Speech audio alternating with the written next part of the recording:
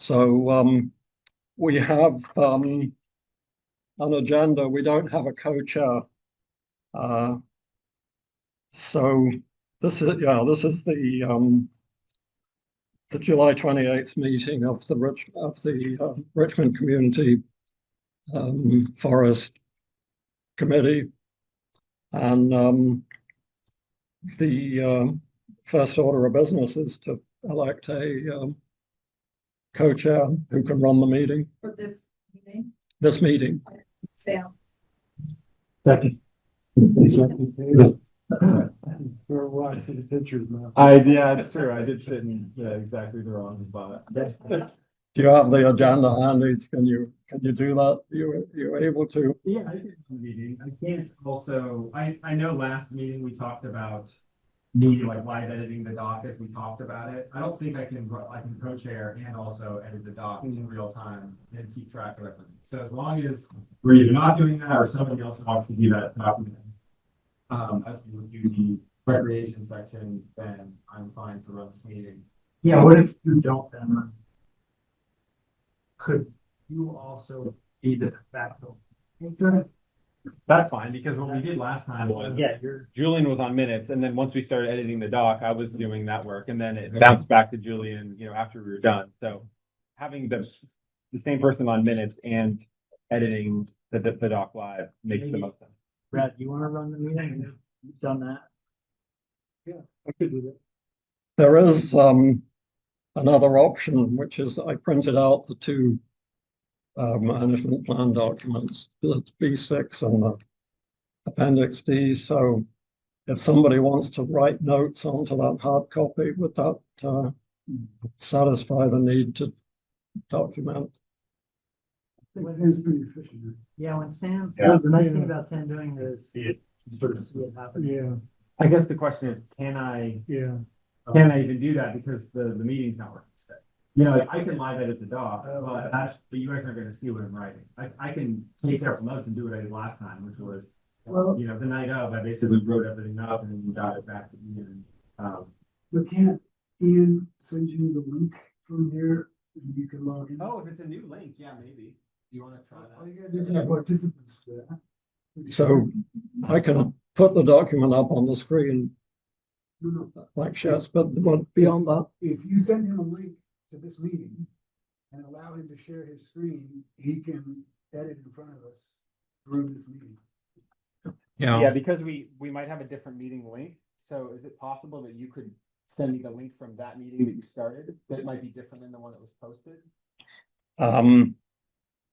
that worked for me. So maybe I can just copy down. Yeah, but I don't have that link. I think I have to stop. I think I have to stop the meeting and restart in order to see that link. Oh, here we go.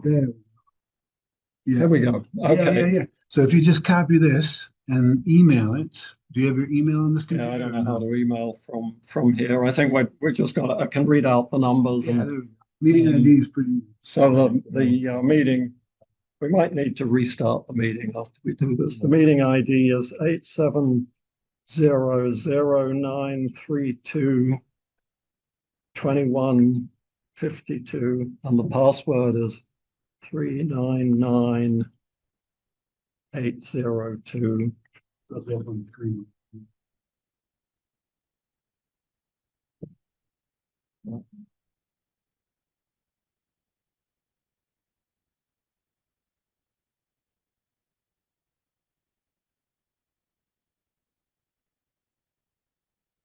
And One second. so while you're connecting, I don't know if we can conduct any business. We've certainly got a quorum. Those present being Sonia, Brad, Ian Stokes, Sam, Jim, Julian, and Dan. And we need to appoint a timekeeper and a minutes taker. I can do the minutes. I thought I was doing that. Oh, I was thinking, you want me to do the It's up to you. Like I we mean, did last time? they don't really overlap, so I'd be happy to do both, just because then. Sure. I'm I can be just the thinking that- timekeeper, if that's. Okay, so we have a minute taker. I can do timekeeping. I usually do that anyway. Okay, yeah. Okay, great. And we should take a look at the minutes that Julian prepared and submitted on their, if I can, should I put them up on the screen? Pretty much.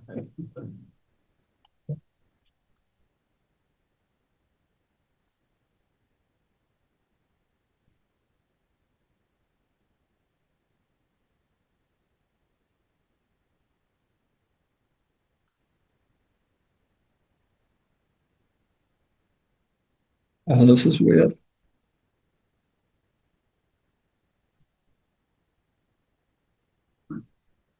What are we seeing here?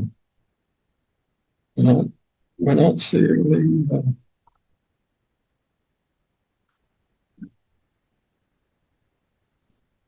It's taking me a minute to join the meeting because my Zoom was not updated, so.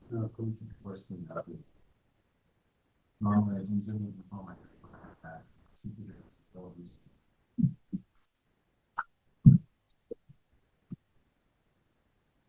Oh, wow.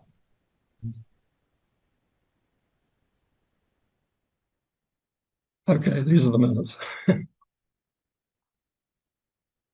So, has everyone read the minutes? Should I scroll through to any particular thing that people want to question, or are we ready to take a motion on that?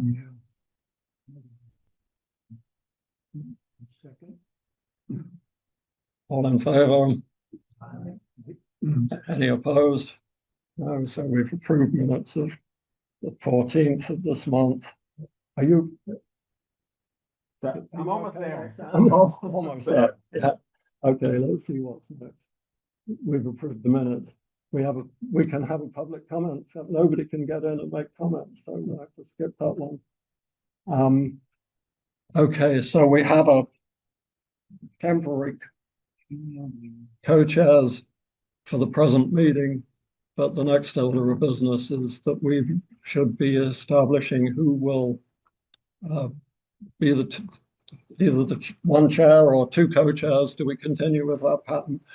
Just as a personal comment, I've been the co-chair for I think 2 years now, and I found it really immensely valuable, in part because of the co-chair arrangement that so the two co-chairs have met prior to each meeting and discussed the agenda. And it's been a really good opportunity to get to know the other members of the committee. And I mean, we do that anyway. I've been able to do a one-on-one, I think, with all of you, but that like formal arrangement, that's my viewpoint, which is that this arrangement of having a at least on an annual basis, a co-chair, which has been me, and then a rotating co-chair, that's worked very well. That's my personal comment. Obviously, the wishes, we should discuss what are the wishes of the meeting regarding the next 12 months of chair. I'd agree with that. I think it makes sense. I think one time I did it. It's sort of like two heads are better than one. And there's, like you kind of riff off the other idea and condense this, or you can expand that. Other ideas. So I think that double. And are you willing to keep doing that anchor position? Personally, my position is that I've been doing this for 2 years. I would like to make a smooth transition, like immediately over a meeting or two. I'm willing to do what the committee wants, but my position is that I need to pass on, wind down and pass on. And that'll go for another year. Correct. Well, because then I would leave, if I don't get reappointed to this committee, I'd be sort of leaving cold turkey after 12 months and and you'd be left Right. without a coach. What would you do without me? as So your coach? turn's coming up. I'm sorry, Your turn is coming up. in a year from just under a year from now, 10 months from now. Good. Okay, that makes sense. So I think at this point, if that's enough sort of discussion of what the job involves, I think people have observed what's involved. Three members with the most experience. Sorry. Who has the most experience on the committee?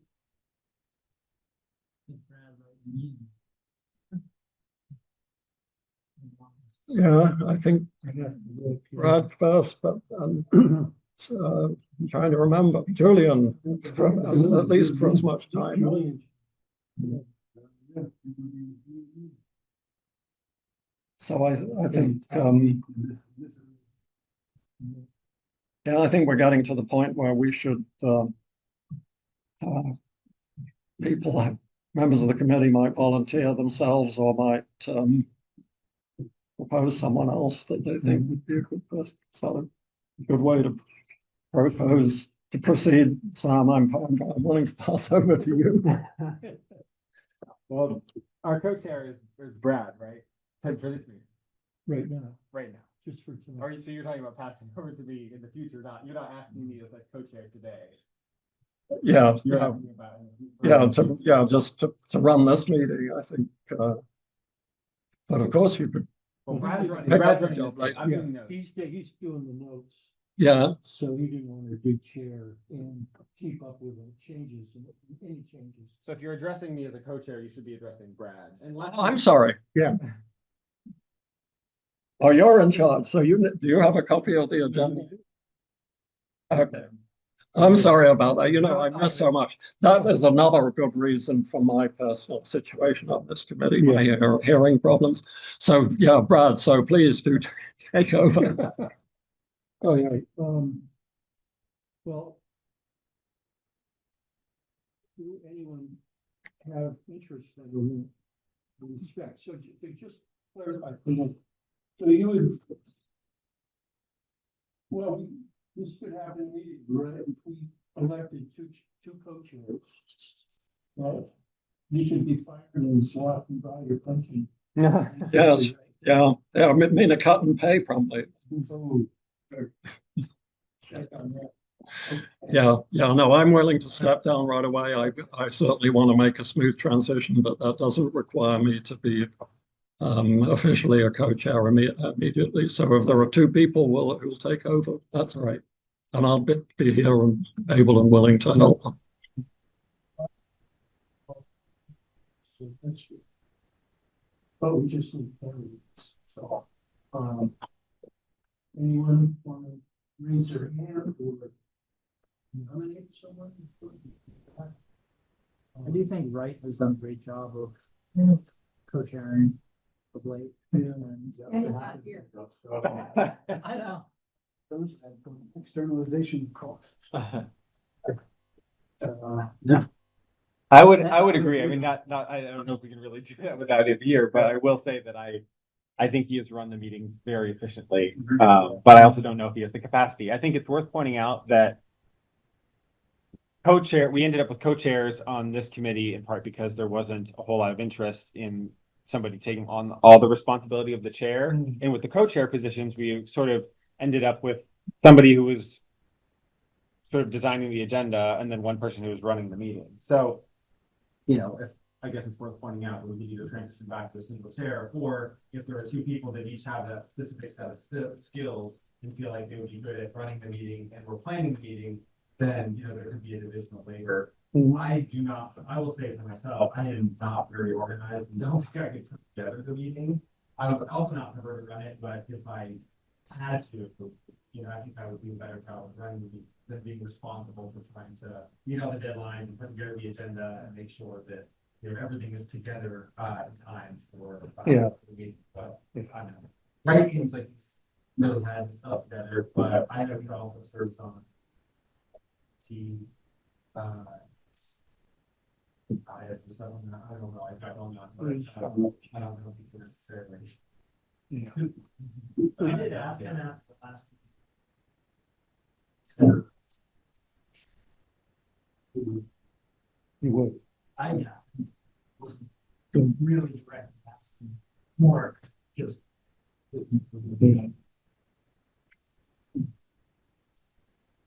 Um, well, that would be fun. Voter money, but if we did say that, Can we, I think that would be, I mean, you could always define. right, I was gonna say, can we register a nomination and then affirm next time he's back? I don't know, why not? I think the main thing would be, what are we doing for next meeting? I mean, I guess Ian could remain co-chair for one more, or a few more. Yep. And then we would potentially need a different co-chair. I guess we could email and ask them, or we would need to, assign somebody to be co-chair for next meeting. So we're not springing it on right, and then we can talk about this again. That's good. Because otherwise we could end up a little less organized. Yeah. So it seems we I mean, have, I've been impressed. Excuse me, organization, it's just not running meetings. Yeah. All the work, this kind of stuff, even technical stuff that you do is super important. there's quite a lot of work to be done outside of Yeah. these meetings. There certainly has been, as with the tasks that we've had in front of us. So what think I'm hearing from Sam and Brad is that we want to kick the can down the road for 1 month for this particular meeting and have Brad and myself as co-chairs for this meeting, and then revisit this in August when Wright Preston will be present. I think that'd be valuable to have him present. He couldn't make it tonight. That's all right. Sounds good. I think. And then the co-chairs will be right in yourself. In the future? Yeah. Oh, I don't know. No, we don't know. We have right anyway, we still have got one. We still got so. Yeah, the question still remains whether or not we would have co-chairs or we would have a single chair. I mean, it didn't sound like Wright was chomping at the bit to be the chair, so I would think that he would probably prefer co-chair, so perhaps we can discuss a little bit further and figure out. It sounds like you would like to transition sooner rather than later, so maybe we need further discussion to talk about are we suggesting that Wright is the permanent co-chair and then we still have rotating co-chairs, or is there somebody else here that would be interested in being a permanent co-chair? Because it sounds like we might still be operating using co-chairs rather than single chair. Yeah, rotating. Because the rotation has been pretty much with the person who runs the meeting. Yes. And the details have stayed with one, this co-chair. Yeah, and I don't know if that would split. So now the rotating person is the one putting together the agenda. Yeah. Wright's just running the meetings, or if he would transition to, the agenda, the rotating position would be the one running. Right. I'm remembering that you phrased my question to Wright as would you be willing to continue from this? On the set. Got it. I phrased it that. Oh, good. Again, I think.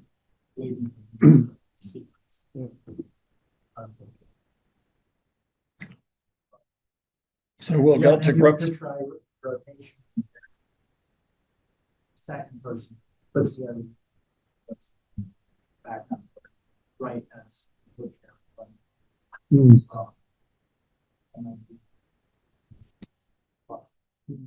So the mood of the meeting, if I'm hearing it, is that the two co-chairs is it works well. We like it as a committee. We like that arrangement. And we like the idea of one of those co-chairs being rotating with what's historically been 3 meeting assignment. Not realistic for the detail person to be rotating. Like it's easy to rotate one step into it, but you're doing a lot of work behind the scenes and you know how systems work, and I don't feel like I would be able to just jump in and do that. Yeah, which is why we need a transition if I'm not reappointed in next May. Transition. Every 3 months. Hmm. So if that person were chosen next time, there'd be a lot of shadow on you. Right? Just to learn all these rules, Dunkin' deadlines. No.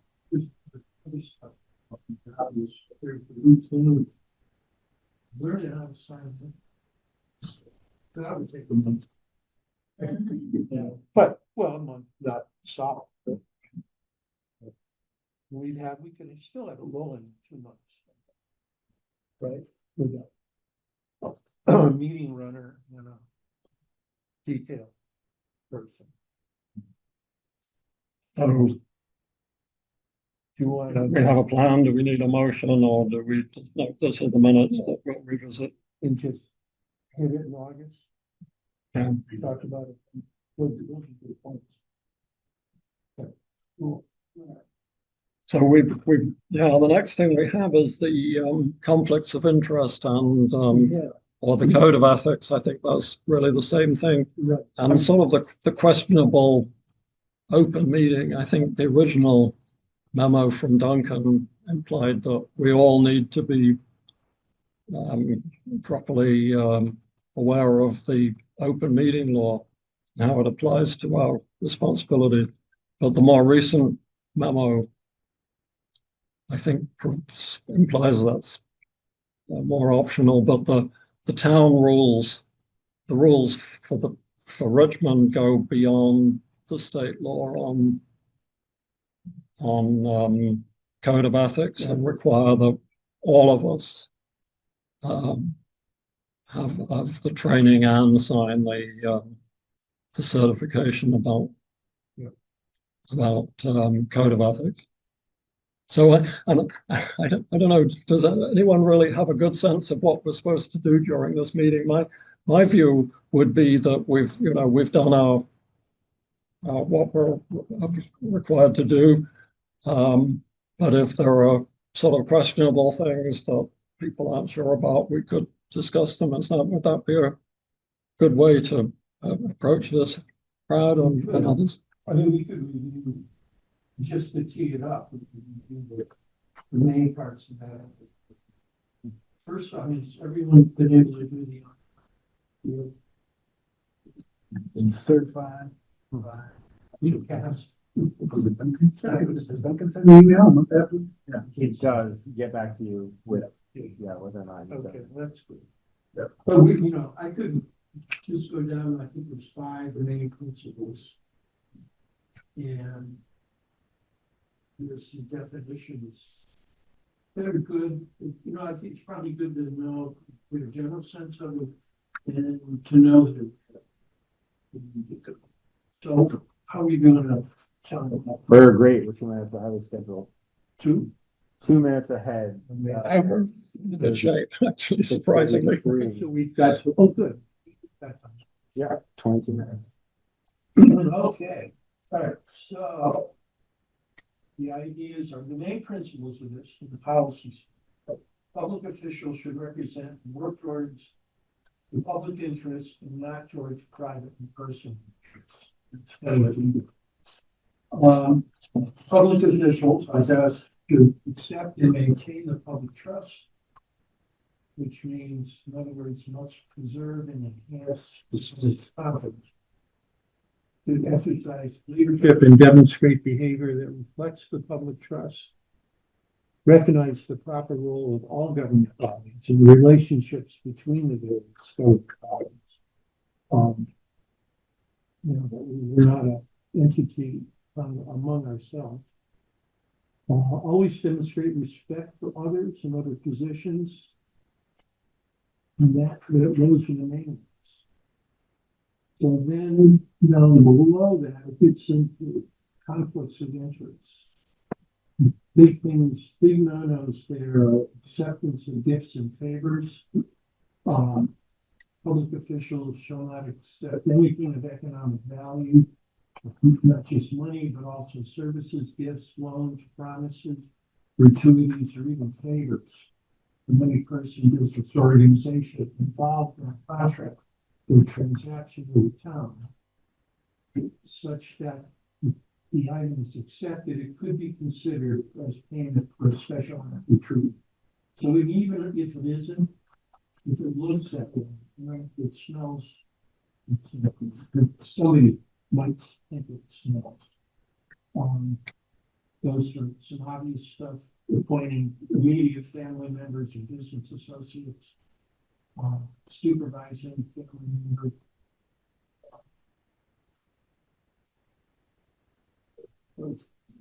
Financial interest, public officials shall not participate in any public business before a public body which affects her or his financial interests. This shall not include supporting or opposing the passage of the legislative measure unless such measure relates substantially to the public official, private personal interest rather than public interest. I think that's a way to get around the fact that say we're all taxpayers, we all pay taxes. And if we vote to do something that costs the town money, it's really costing us, we vote down something costing money. That can't, it's not such a general, it's the de minimis impact on each of us doesn't have nothing would happen. Yeah, I think the bigger thing there is that it affects everyone equally, and not that it advantages one of us over someone else. Not that that a change would affect us all by $100 or less. It's that we're all, like everyone in the town, including ourselves, that would all be affected by the same amount. So that's not a conflict of interest because we gain no more or less than any other person. No special favor. That point, I thought was made really well in the training video. There was some really good aspects to that, and that came out. It reminded me of when I served on the Trails Committee, and we said, well, we've all got a conflict of interest because we want to use these trails. Well, yeah, but our ability to use the trails was equal to anybody else. Therefore, it wasn't a personal conflict, even though we benefited ourselves and everyone else benefited from having those trails. Yeah, I guess maybe this is, I don't know, this could spiral into a bigger discussion, but I think it's a good thing to point out in terms of trails, and how we talked about trying to make some of the trails accessible, because, putting trails in the forest that aren't accessible, to some groups, I guess, could be. I don't know if that's true anymore, but, it's, only benefiting some of it, like taxpayers and I'm not sure if I'm Yeah. although I suppose maybe not unless. I don't think so, not unless you said only Sam can use a certain trail. Otherwise, unless I think it's fine. Yeah, I think you're right. And none of us can plant a 20-acre potato field up on the property. That's where well, nobody can anyway, but. Didn't bring up the reasons talk about this stuff. Question of you and Jason's property owner.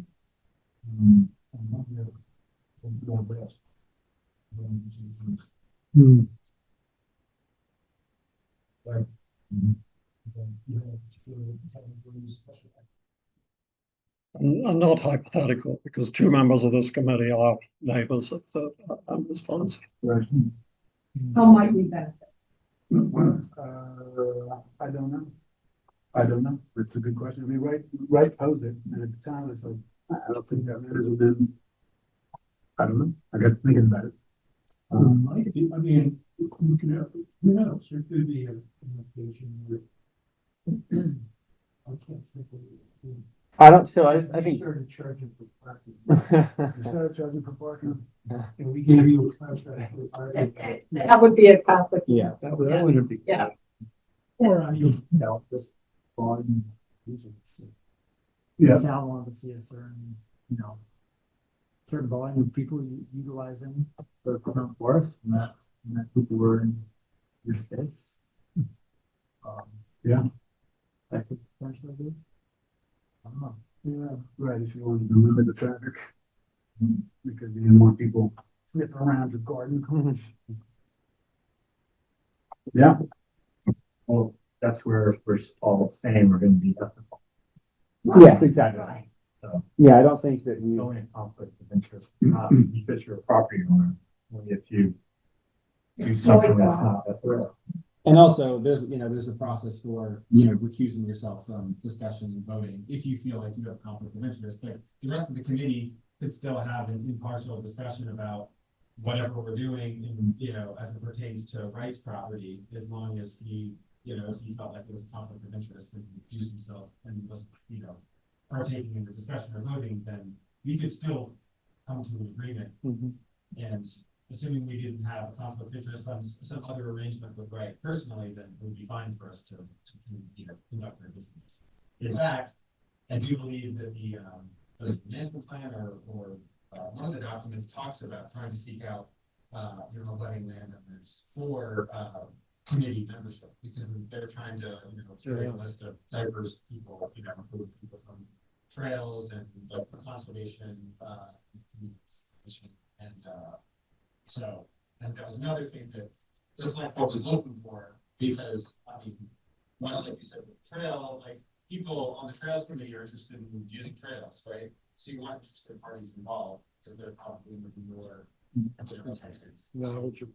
Yeah, so There is actually a potential for conflict coming up if we have a contract for a copy editor for the management plan, and it's financially remunerated, and people put in bids, and we discuss those people who are putting in bids, and who we would want to recommend have the contract.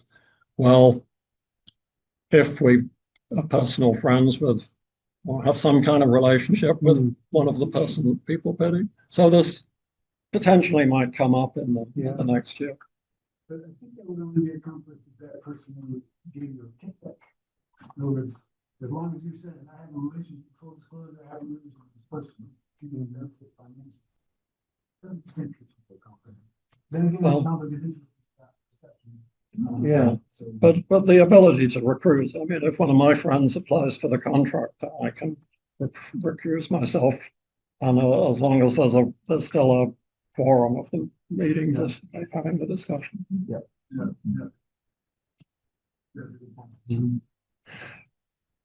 I don't want to, if we've discussed this issue of conflict of interest sufficiently, I think it would be good just to touch on the open meeting law issue, because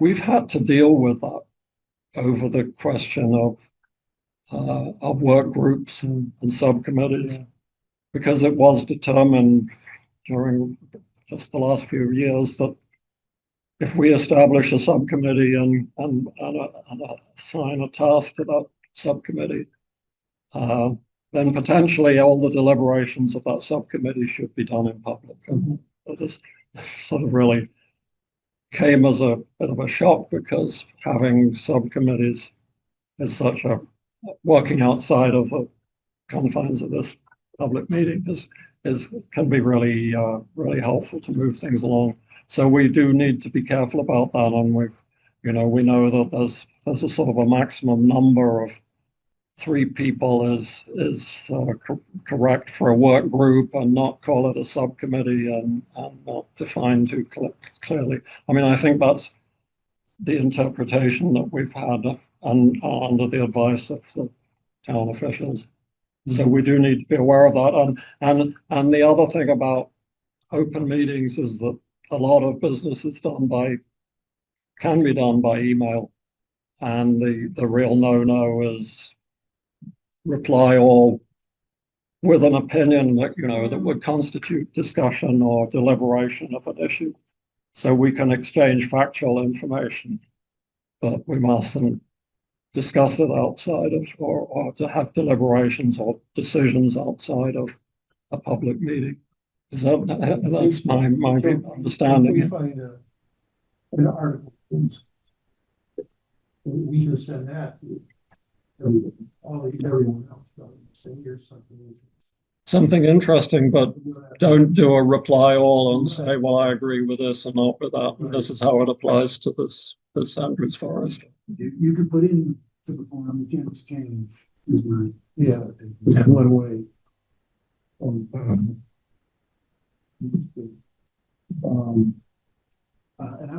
I would call it, I think I read very carefully that sometimes it's something you put one way is with opinions in there, but then nobody else can respond. And so that puts the sender in a privileged position relative to the responders. It's true, because you can't answer. So I would say that in keeping with that we discuss opinions here and just send articles or links or, sort of value neutral conversations into the send off. Yeah. I think the exception might be, I mean, I guess it shouldn't be very opinionated, but I feel like sometimes, you're coordinating with the chair or the co-chair to get an item on the agenda, and maybe it's, a little bit more than just like, well, here's a link, there's a little bit of context that might, be perceived as a, opinion or discussion, but it's kind of necessary for us to do our business. Yeah. Well, I think putting stuff on the agenda is always legit. Yeah. I don't see any problem with that. It's just if I start to opine about the things on the agenda and nobody can respond to me, then my voice is the only one that carries in that space. Yes. Yeah. I think the other thing that is worth pointing out for the subcommittee or working group, we did decide that, no more than 3 people, but also I think it's worth mentioning that at least as long as I've been on the committee, working group material is always brought back to this body to discuss. So the subcommittee or working group, as we're calling it, are never empowered to do anything more than organize some material and then bring it back for full discussion and approval. And put it in the packet so it's publicly available. Exactly. So there is, progress can be made, on some topics outside of these meetings, but nothing is decided and nothing is, nothing is in any way permanent or being voted on. It's basically just being brought back for full discussion and posted, in accordance with the media open meeting. In advance, so people can come and talk on either side of it. Yeah, exactly. That's good. The main part of it, the whole thing is on the town website. You just do a search here for ethics. I think the key is anything that anyone can construe as being a little efficient. Don't do it. Basically. On ethics, open meeting, it's transparency. Nothing happens. I know just was recently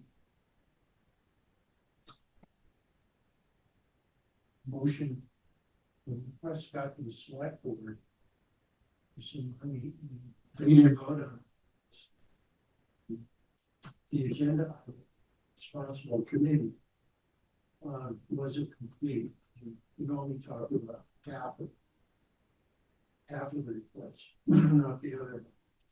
Yeah, it was mislabeled in the agenda. Yeah. It didn't say that there was going to be a vote. It basically just said discussion about X, Y, or Z, and then there was a discussion and a vote, and then somebody got sent to the select board, and then so that's also, I think it was a legitimate accident, like the way that the agenda was created, but it did create the perception of there being a lack of transparency, and almost as if it was like mislabeled so that there could be discussion that could be passed on and voted on. Take some stuff in. Yeah, exactly. So it's good to point out that, like a clerical mistake like that, for the process, being, It's more so a violation of the meeting law than fine. Right.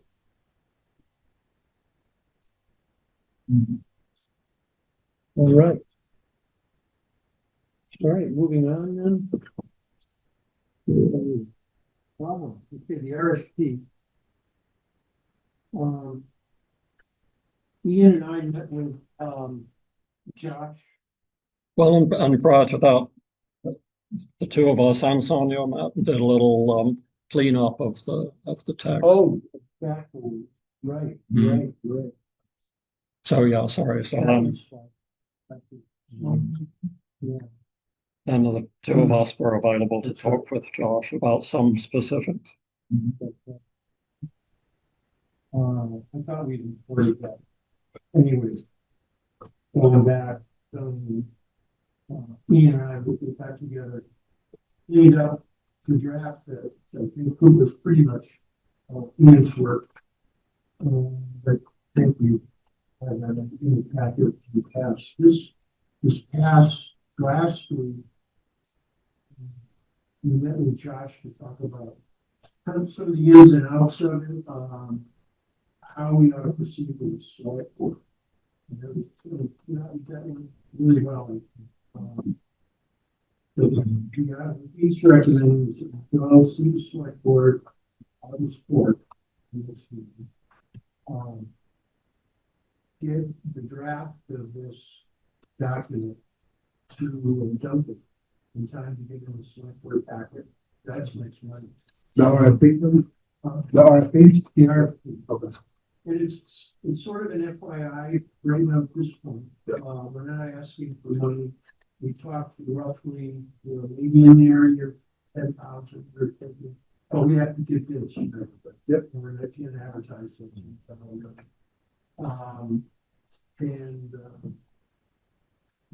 Run that past the select board, see if they're comfortable with that process.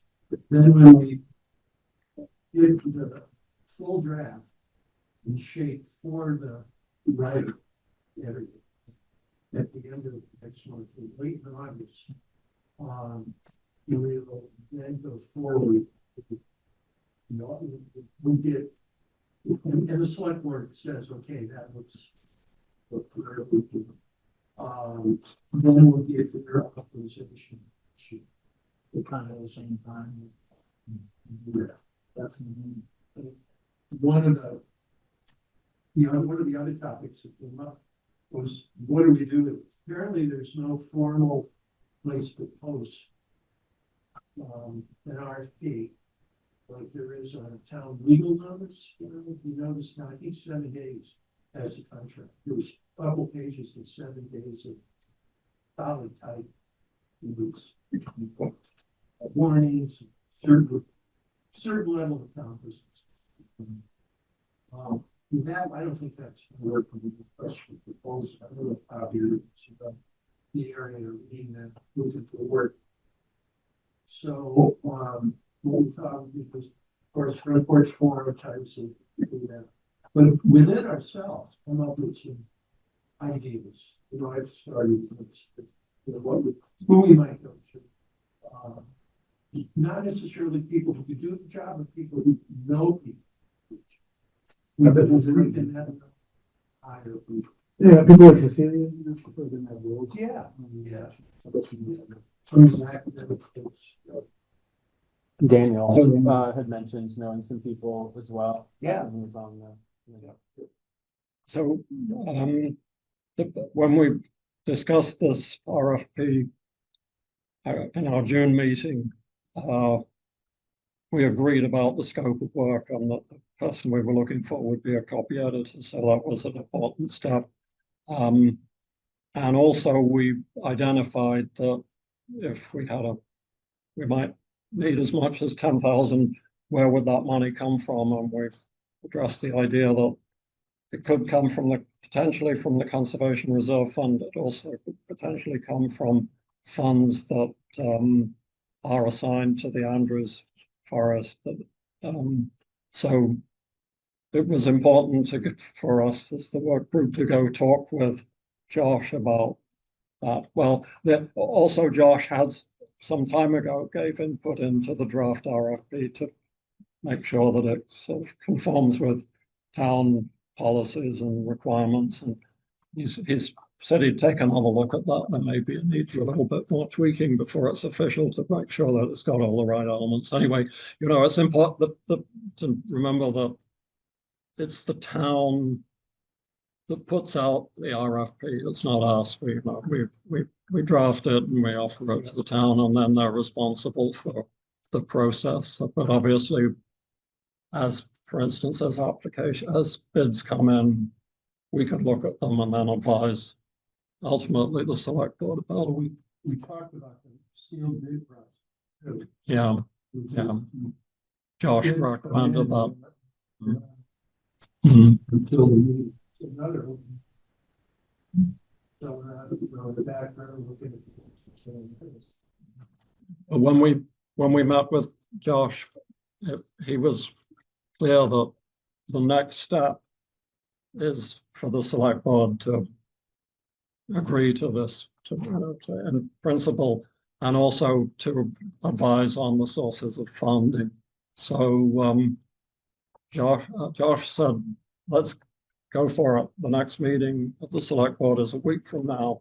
So he suggested we offer our draft RFP to the select board, but also with a request for kind of authorizing us to spend money, and also potentially the division between the two sources that we're aware of. So I drafted an email to the select board that would go along with the draft RFP. So what I'd like to do is just read that, and if it's good, then I'll go ahead and send it to Josh to offer to the select board.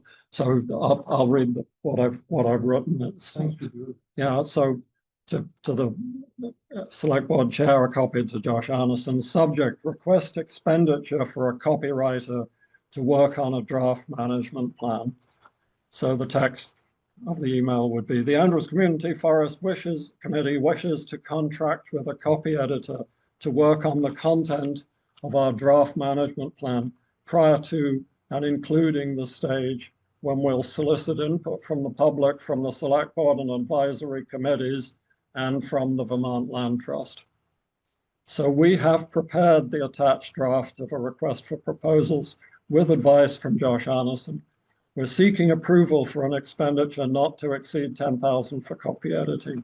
Having checked the balance in the Andrews Community Forest account, which is 29,500, we're suggesting an equal division of the eventual expenditure between that account and the Conservation Reserve Fund.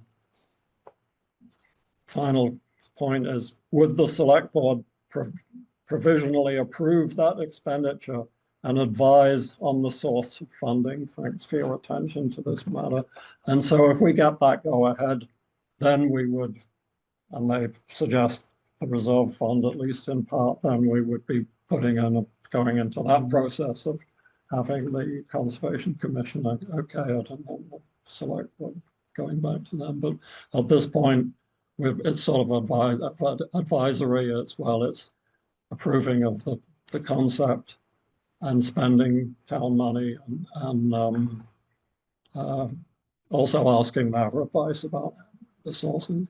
So, yeah. Can we Well, to me, put yeah. in the dates for when the management plan will be presented to the select board? I think they're gonna wanna know how this RFP, how the timing of this RFP fits with I'm sorry, you're asking about the timing? the timing of the management plan. It's all about the management plan. Okay. So the select board, they're gonna wanna hear, okay, here's an RFP for a copy editor, but where's the management plan? What's the status of it? And are we gonna see that? Okay.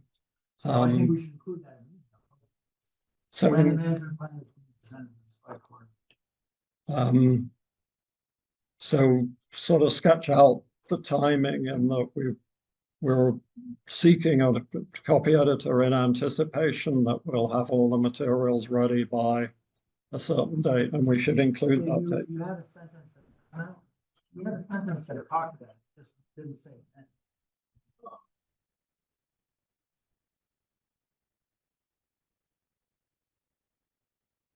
potentially. I Yeah, could yeah. put- I could Prior put to this and on- including the stage, when we'll solicit in from the public, so I think we should say what this date, what this deadline is, right? Does that make sense? Okay. To work on Yeah. the content of our draft management plan. Prior to and including the stage when we'll solicit input from the public. So it's, spell that out, what those dates are. Yeah, what this reminds me of is that we do have a project, a schedule, it's called project schedule, it's a schedule for recruiting a copywriter.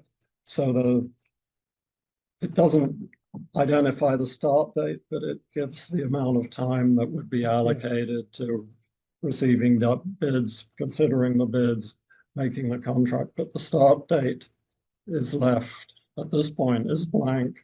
So I think would the answer then be to specify that when we anticipate that start date to be? No, just when are we gonna go to the select, when is the select board gonna see the draft? And then that's when we would get their official. See. Yeah. Less. Mm. So when's your meeting?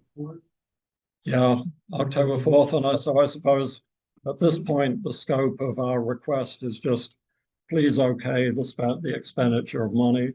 But what Jim, I think, is asking for is a bit more specificity about actually when this might happen.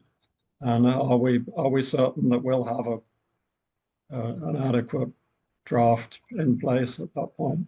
We can't control the lots of the bids. We only have 2 bids. I'm going to go right ahead and pick one as opposed to 50%. But it sounds like what you're asking for is a broader count of all the things that need to be done before it's including one of the terms and the select board wanted to do public consultations about it, that kind of stuff. Yeah, I guess I feel like we left it with the select board, that we're getting back to them. In August, I don't remember exactly. And so now we're coming back to them with and ask for money on an RFP. So It's more of an alert that we're gonna be asking, but still. yeah, so to what about that other thing we were working on? Right. What's the status of that? Right. So I just think we should, right? Yeah. Make sure that this fits timing wise with, here's the management plan draft and here's an RFP. So that feels like cart for the horse for the cart kind of thing, I don't necessarily agree because I feel like we had originally told them we were shooting, I thought for September, and then I kind of got moved to the end of August, but it's like end of August, beginning of September is essentially the range that we're shooting for to have the draft done. And so the reason for reaching out to the select board now is to say, hey, in a month or two, we're going to have this management plan ready to go, for you guys to see, but also for the copy editor. So we're trying to get ahead of it because we kind of do need to put, I think it's putting the cart before the horse, because otherwise you end up stalling out where you finish the management plan. And then if you then just start to work on RFPs and getting bids and, working on that process, push for 3 months between you finish our pass on the management plan. And then getting the RFP out and finding somebody, and then getting them hired and then we can be able to work on it, right? Because some of those people might be accepting bids for the future, right? They have their, they're gainfully employed and they won't necessarily be picking that up and working on it immediately. So I think that the whole point of this is for us to get ahead of it so that when we're done, we can hopefully pass it off to the copy editor as quickly and seamlessly as possible, which is why we're asking the select board, hey, here's our plan. Does this sound good to you? Or does $10,000 sound like too much or too little? And does it make sense that we would pull half of this from the ACFC funds and half from the, I don't know if we necessarily need the hard date. We can just say that the management plan, as you know, is imminent. We are going to have to you by end of the month or beginning of next month. I think we're on track to do that, right? Yeah. That's it. The way you phrase that, Yeah. include that in. Okay, so I just scribbled out an additional paragraph to add in. Dan, you had a comment too. Number one, does it make sense for them to say we approve up to $10,000? Won't that potentially affect the bids? Like, because the bidders will know, oh, they've approved it for up to $10,000. The bidder might come back at $3,000. Probably a Josh question, right? I don't know, is that a standard way to do business? Okay, I mean, if that's the way they do it. But, It seems a little odd to me, And it is, you have to have 3 bids, and I think. but it'll be in the public record. but that's also, the point of the bids is that you have other people that are also bidding on it. So you can say, well, we're looking to spend up to 10,000, and some people might say, okay, well, I'm gonna charge $9,999. And one person might say, well, I want this job and I can do it for 3,000. So, And then my other question is, you said they're gonna help with the public comments and the select board comments. So are they gonna like create this document, send it out for comments, and then they revise it, going through it twice? Is that the plan? Yeah, we, 3 times, okay. All right. So we've got it written in the 2 revisions. And my last question is, But it's just quick, but we don't anticipate they're gonna be having to argue or defend it or. That's our- That's gonna be our job. Okay. And then we filter back and say, okay, we talked about it, somebody raised a point about this, so add it separately. okay, so we're not giving away our responsibility. Great. And then my last question was, because this kind of happened before I was here, do you feel pretty confident that the way the RFP is written is going to get you the product that we're looking for? I'm only asking that because I've been through a couple of consulting where we hired a consultant to do jobs for us, produce reports, and then we get the report and we're like, that's not what we wanted. Right. Yeah. And so and then we looked at it, it's like, well, it's what we asked. So you have to be super careful though, that your RFP is asking for exactly what you want. But it sounds like you all looked at it, Josh. Pretty tight. You know, talks, you don't have to come up with content, so it's really clean enough. Yeah. Consistent. Everything from typos style to organization. Include it.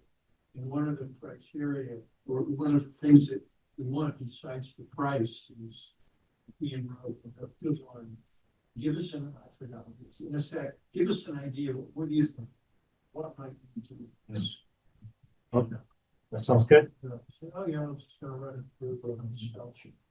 Goodness. Things we can do. Yeah. Or even AI. the, on the, I think two things I could address. One is the budget issue, which is sort of interesting because we have to authorize a maximum amount, or if we're wanting to, maybe we have to. So we're offering this suggestion of a maximum of 10,000, but at the same time, Josh advises against writing an RFP which specifies an upper limit. So a well-informed applicant, person bidding, might go looking into the minutes of this, and identify what is the maximum. We don't intend to publicize that. That's the advice from Josh. And the question of timing. I mean, I think there are 2 points that have arisen. Brad, if you agree with this, that there's sort of a dilemma. Or do we have the copy editor work on it before formally sending it out for public input and comments from the other committees, or do we sort of send the rough version so the decision was to have these cycles where the copy editor makes a nice clean copy that can then go up, but then there are these cycles of incorporating comments. So I think that should help. On that, though, are you saying that the author would be responsible for integrating what comes out of the public comment section? Is that going to be written in already? Okay, so the author goes until you send it out for public consultation, public reacts, then we integrate. Yeah. Yeah. And then it goes back. Mhm. It might be, oh, Mike. It might be, gotcha. Yeah, otherwise, Kill it's them. just an infinite feedback loop of, we change something, the public comments back and forth. The same thing goes on. That is the same. Right, yeah, so we don't really, I don't think we want it to, I think it's like you send it out, people comment, and then we make our changes, and then hopefully we can be done. Job securities. So the, This is a job that we're all trying to keep here. on the issue of timing, and I think primarily Jim's point, I've sketched out a additional paragraph that would say, we anticipate the management plan draft will be ready for the copy editor to work on by the end of September 2025, which I think is the date that we've given the select board in the past is when we anticipate. So does that help? I'll include that in the email to the select board in time for their meeting next Monday, which means we got to send it tomorrow or Wednesday to get on the agenda. But it was end of September? I thought it was end of August, early September. Okay, I think Yeah. originally it was beginning of September, which then got bumped to end of August. So we've been kind of talking about August and September as the potential dates. I think that it's worth noting that for the RFP, and maybe this comes up in the discussion with the select board, is that I think that end of September is a good time frame for the RFP. And I think that builds in a little bit of padding, because what you might ask the select board as well during that next Monday is that, do you want to see this, like, do you want to see the document before, I'm assuming they want to see the full cleaned up version that we promised them, before the. Hard cleaned up. Yeah, but yeah, They're rough. because, before we said, there was the June deadline, and you basically were like, sorry, it's just not in, good enough shape for us to do it. We've obviously done a lot of work this summer, so it's looking really good. The next few meetings, we'll have it all polished up, and, that builds in the ability for us to say, like, all right, here's, like, we can give that to the select board at the beginning of September. If they have any feedback they want to give before it goes the copy editor. I guess I'm just pointing out that us being done with management plan and giving it to the select board doesn't necessarily have to match the same date that it goes to the copy. and the reality is, by the time we finalize the RFP, make it public, give time for bids to come in, evaluate the bids, make offer a contract, that's going to take more than 2 months anyway. And requesting funding through if we go with that, through the Conservation Reserve Fund. Sonia, you were involved. You've been part of the work group. Do you want to add anything? No. All my points. You have confidence in Yeah. what we've got. I have a question about the timeline here, so if we keep gaining it out from September, what is the order of operations? Does the select board have to approve the draft before we send it out to the public, or we take that draft out? Yeah, I don't think so. Okay. So Because it's gonna be hard to read. I think, once that editor fixes it, then they can see it. I would, Right. I would agree. I would think that the select board wouldn't want to waste their time with the pre-copy editor version, but I think that making it available to them is a, Sure. active, good faith or whatever. Like, here's what we finished. So if you want to look back on this version, you can see this completed before it went out to the party. right, and then when do you all imagine we have a public consultation next round? Oh, so this would be like the meeting that happened at the middle school, however many years ago, Yeah. where it's like a public forum on it. It's a great question. Because I'm trying to think of the whole time, because when Yeah. you do that, then we're gonna get feedback. You gotta take your advice to that feedback, and you gotta put it into the plan again, and then I think you go to select board or something. But what is that time? What's it say in there now? Because there's a rough timeline in the RFP. So it's 2 weeks after whoever gets the job comes back with that. 2 weeks or is that? Yeah, what we drafted out was 3 weeks from when when the RFP is published to when responses are expected. The deadline when we open the sealed bids would be 3 weeks after publishing the RFP. And that's the first one. The work itself. Well, there's 3 weeks to receive sealed bids, then there's 2 weeks for us on the select board, I guess, to approve the winning bid. So that's a total of 5 weeks. And then we estimated the copy editor will work for 4 weeks. Once they have the contract, they have 4 weeks to come back with the first version of their copy edited documents. And of course, the documents involved are we list the length of it somewhere. There's at this point there's 45 plus minus pages of management plan, and actually 27 pages of appendices. So not all of them need a whole lot of work, I believe. So that's the magnitude of the task.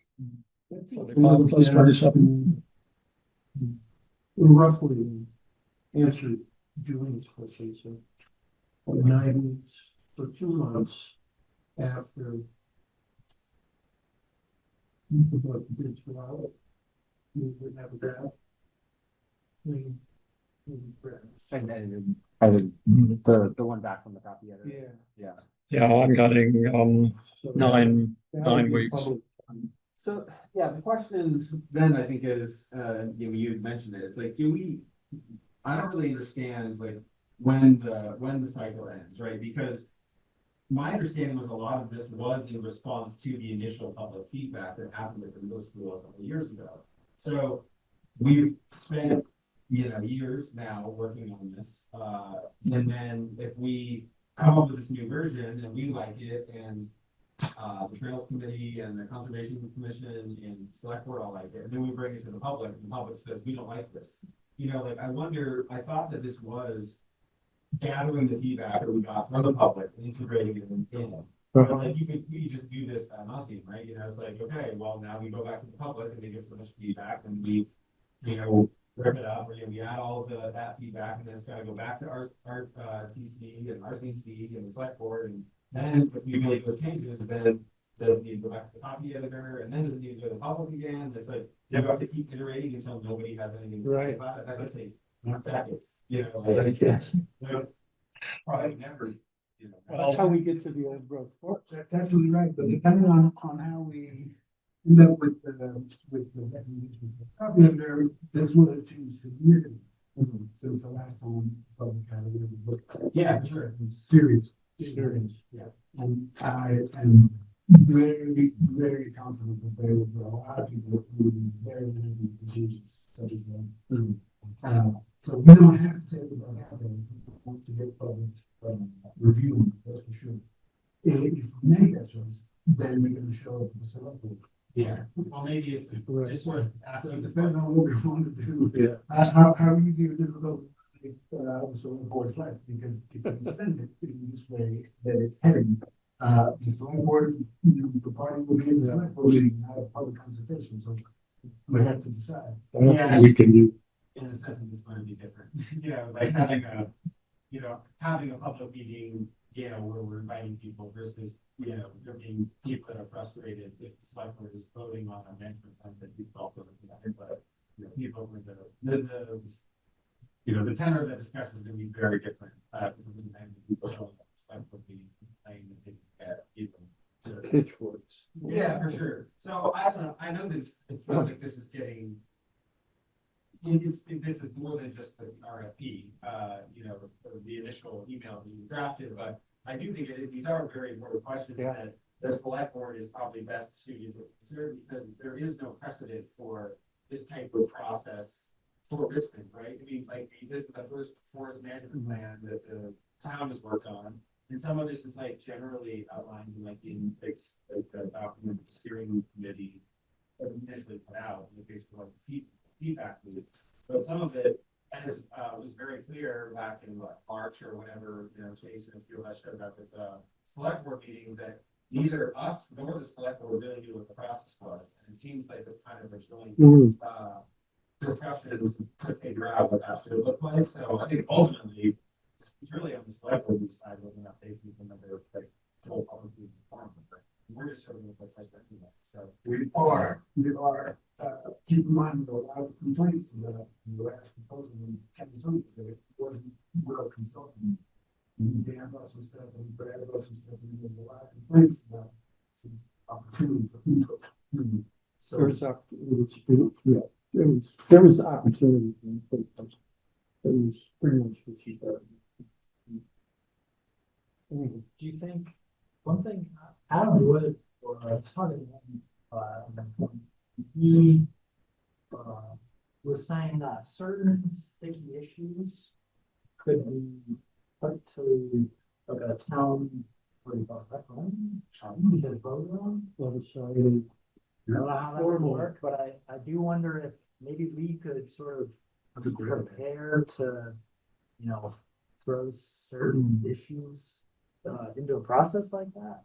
You know, like having dogs on issues, or I don't know, you know, just say, let's let the town decide on that. You know, we can obviously frame questions a certain way and have boundaries, but maybe that'd be a way to like sort of take some of the responsibility of, you know, this behind the scenes decision. Put it on the public, give them a voice, but also make sure the questions are framed in a way that doesn't, you know, get us a pig farm. no pig farm. As timekeeper, we were hoping to have 45 minutes on the recreation. You as chair can put together a timeline proposal for the next meeting about how the whole process will go. We've done this like 8 times, but we didn't do this next time. I mean, the big unknown at this point is the copy editor produces what satisfies this committee. And then it goes out to what we've specified in the RFP as 2 cycles of input from public, from the select board and from advisory committees, the 2 advisory committees. So we've said two cycles, but it's really difficult to predict how the magnet, you know, what will happen during those 2 cycles. Well, you know, people say it looks good to me, or will it blow up? And we just don't know.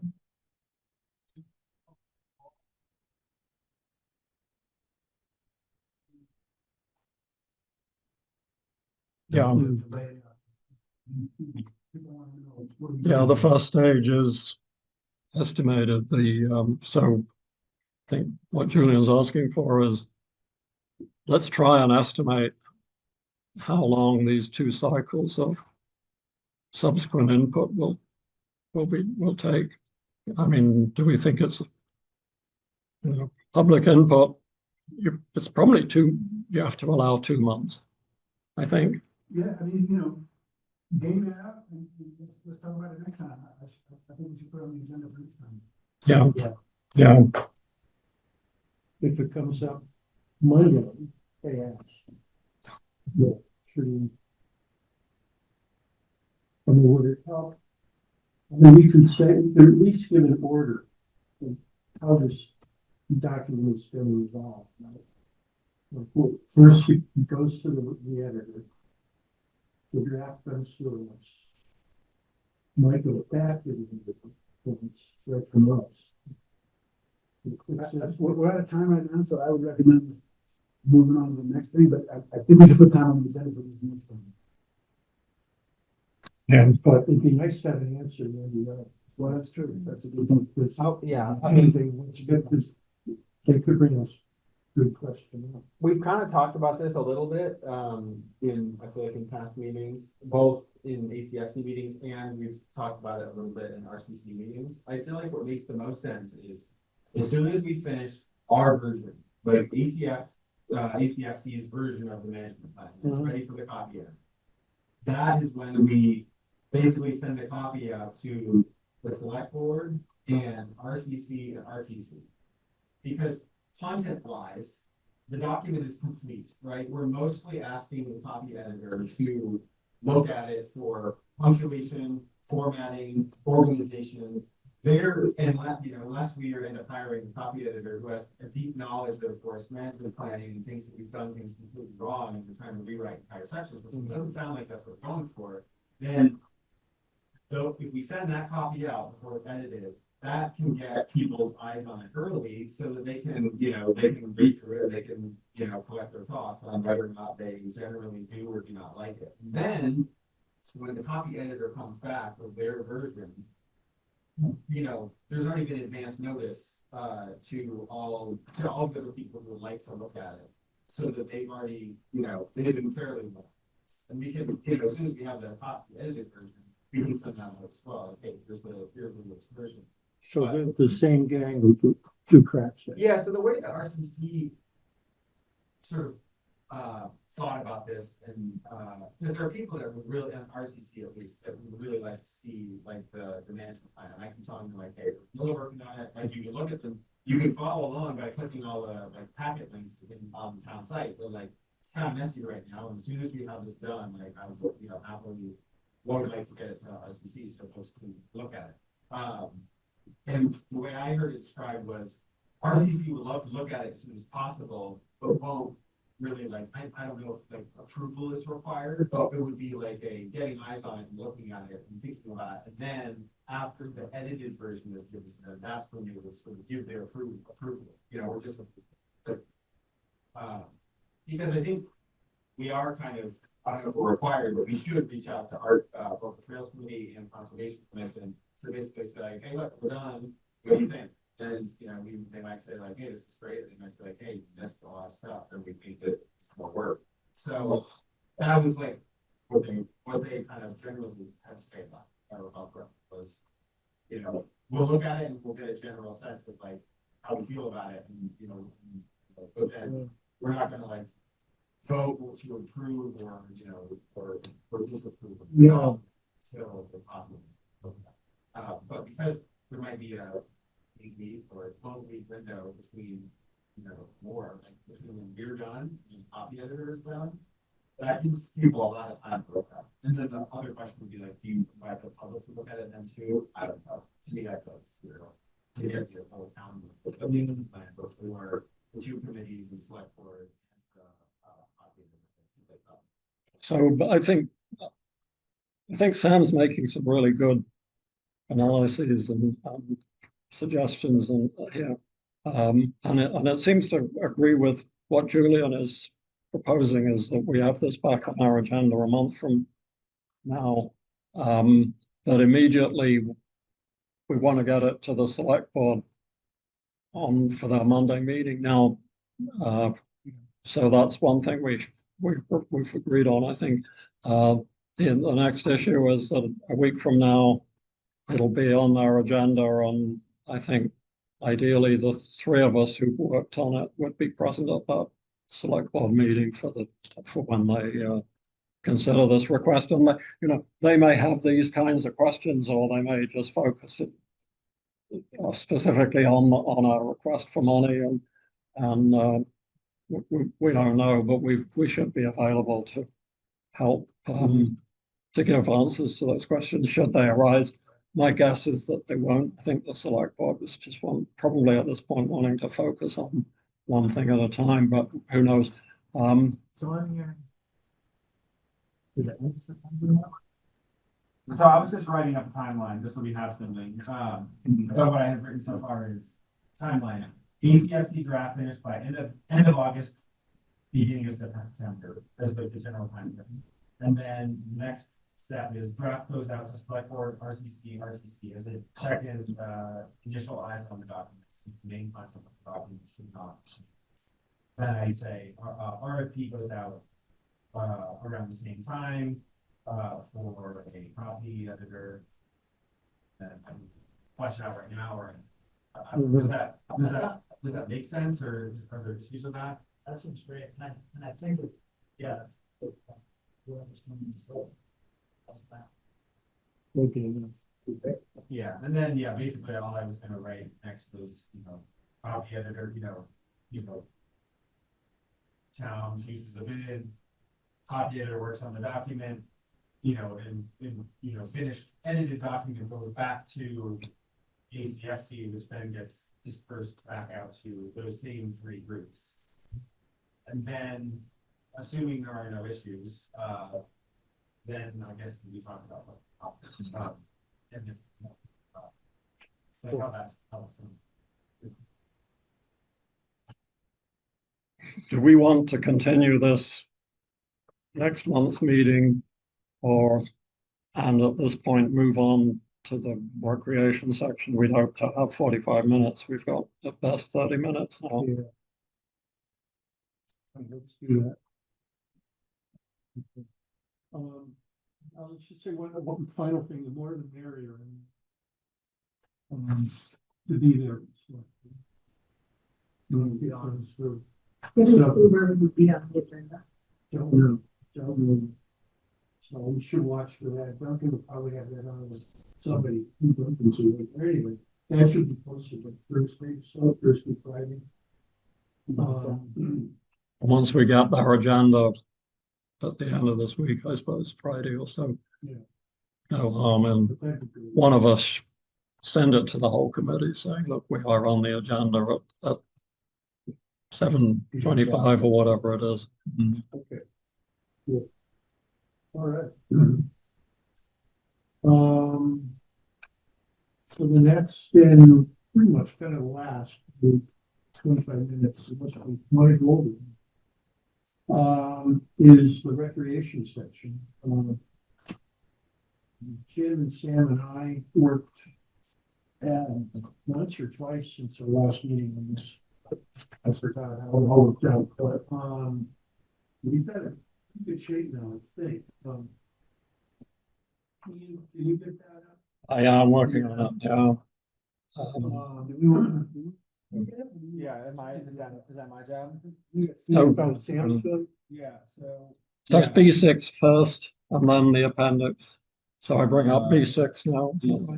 So I've got the PDF version, which I can't edit it. I can just copy this whole thing into Word, and we can like go through it and then live edit it, and then I can send those edits back to you. Does that make sense? Yeah. Okay. So you're going to share your I'm gonna screen. share my So, screen. okay. Yeah, that should work. And of course, Dan did send in some comments on a PDF, which I can bring that up if needed.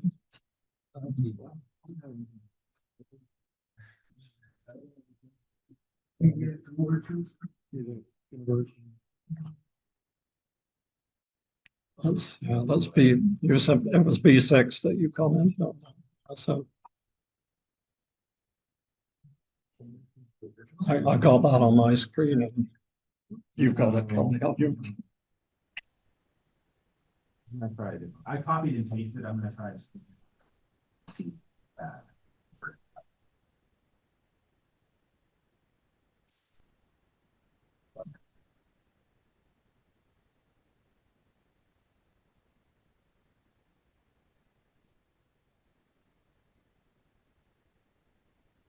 Oh no, I got I got something that we can you guys this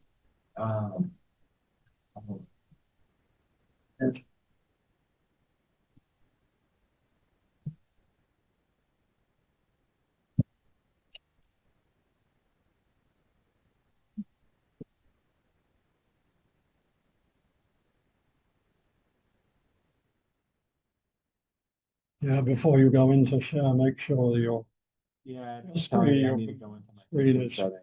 Like, showing sure, what you hopefully want. it's gonna require me to restart my computer. I have something we could talk about, but you guys want. I might need this stuff. So Adam Wood lives, I can't remember. I overheard you and Mike talking about something about this, so maybe just stop me if you think I'm, this is a dumb idea, but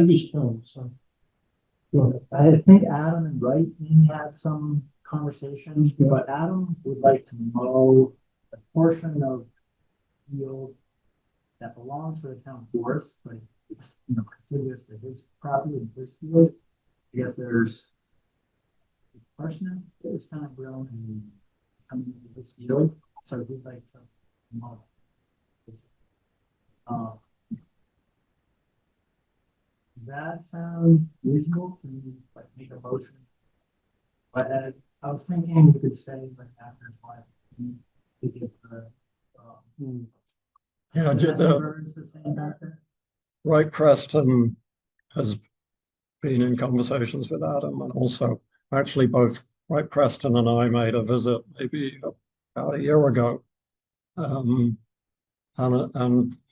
maybe came to an understanding, but he's mowed it again this year, which wasn't what Wright thought was the understanding. But I guess what I'm getting to is maybe we should wait until Wright Preston is at a meeting to discuss this, because he's got the facts. The other point is that at that time when we had the meeting, I said it's the rationale for mowing is it's suppressing a invasive species.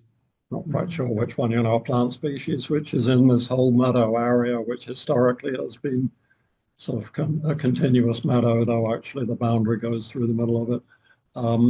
So I contacted Daniel Smith, former member of this committee, because he has expertise in invasives and also in agreements with adjacent landowners through his work. He's had that kind of experience. So I asked him to advise us on these two issues, and he did come back with an email, which doesn't solve all the problems, but we could bring. I guess what I'm getting to is, especially since Sam's online now, is should we put this on the agenda for next time? It sounds like you guys have had a lot of. There's a history. Right. Sounds like I know. Did it ever come up? Not really. I think it was mentioned. It was. okay. I think it. Yeah, right. Wanted to. Right here. And move on to recreation. So we can put that on the agenda for next meeting. Yeah, I'll make sure Wright is aware of it. And we'll put it on the agenda. Yeah. Yeah. Right. All right, I've exploded my screen as big as it can go. This mostly looks good. I noticed there's a little bit of weirdness, like these bullets. But the formatting is way better than what I pasted. If it looks too weird, I can always briefly revert back to the PDF version. But the bullets are supposed to be stacked. I think so. I think that's the only thing I'm noticing with the issues, or with the only issue I'm noticing with the converter. We could. Okay. I guess, yeah. When we did this last, where did we end up? Because my word on so much that I can't remember. Yeah, like what the entire committee has seen. Because what I is the last time we looked at this. What's that? Not last time. But the last time that we looked at this document together, we have gone through some of this stuff, but I guess maybe we need to do another pass because it's been looked at in the working group and all the stuff is basically black text. So I guess, in the interest of transparency, we should just start at the top and go all because there were some very minor adjustments that happened to the very top of this document was looked at as a whole committee when we were the other group like maybe a month ago. But yeah, just so everyone can, we're sure that everyone's seen this line by line and see what the reality that. Right. Yeah, Tony's really good. It's a really, yeah, document makes a lot of sense. In the spirit of being ruthless, keeping sections separate and not everything over and over again. My first suggestion would be the bullet point 3 is more about conservation and recreation, and this is the recreation section. And I think that the last bullet point is really more general and captures what you're trying to do. My suggestion is always to cut as much as possible and be as ruthlessly precise about the section requirements. My proposal would be cut bullet point. Okay, so that's this one? Yeah. And maybe move it to that, want to move the cover. If you like, but I don't think it will.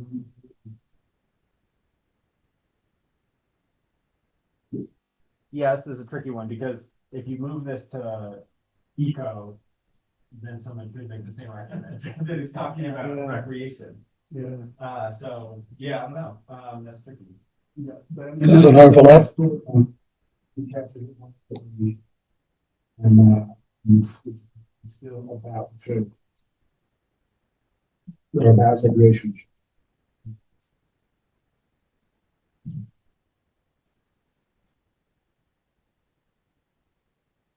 Well, in the first sentence, it supported that. In the first sentence, I mean, we really, sort of a truism, isn't it? Oh, yeah, so it's just reiterating what's in I mean, like, of in this course, third- we're gonna support the management plan of easement. Yeah, like you're not gonna violate other sections of. Right, of the master Right, plan. you knocked out stuff before like that. Yeah, and I know this fragment sentence, we talked that around a lot. And there was I think a comment from Dan, right, talked about fragmentation. And I always squirm with the use of that word in connection with trails because it's used in a way that's not super clear often in state law, I find. And does a trail fragment the way that, forest can be fragmented? And I think it's scale it does for certain species and such. So I felt like you probably shouldn't do that to really, make sure that that concept is there, but also recognizing that it's not fragmented in the way that so, a builder serving on a caterpillar, a trail can be a significant area to expect that. Fragments. The continuity of considerations across the document. Strict delineation. You're saying keep this bullet because even though it has conservation words in it, because conservation and recreation do overlap.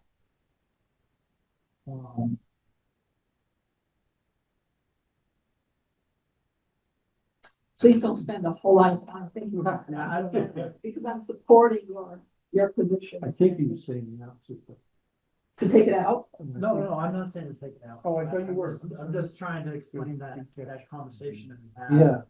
how we settled on the language that we used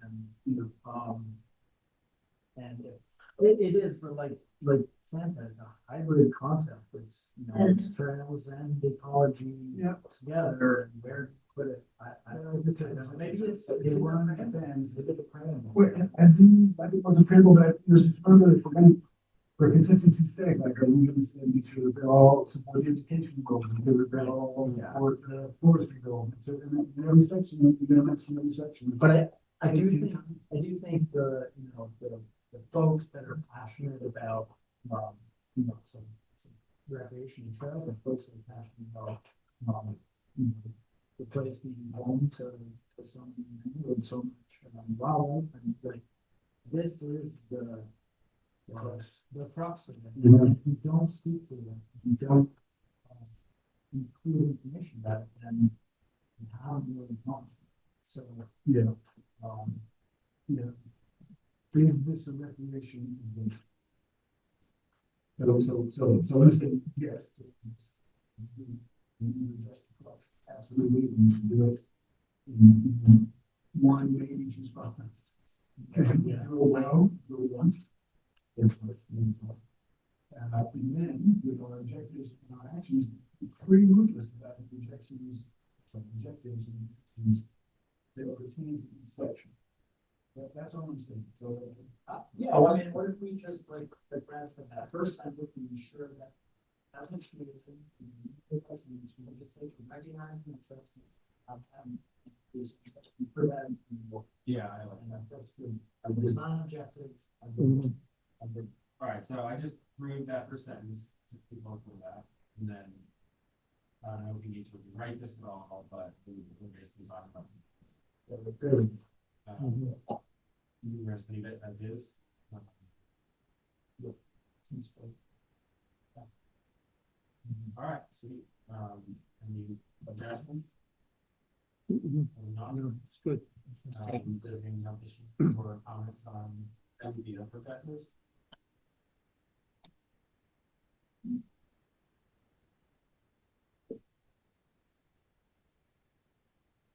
No, do we move on to actions? Good action.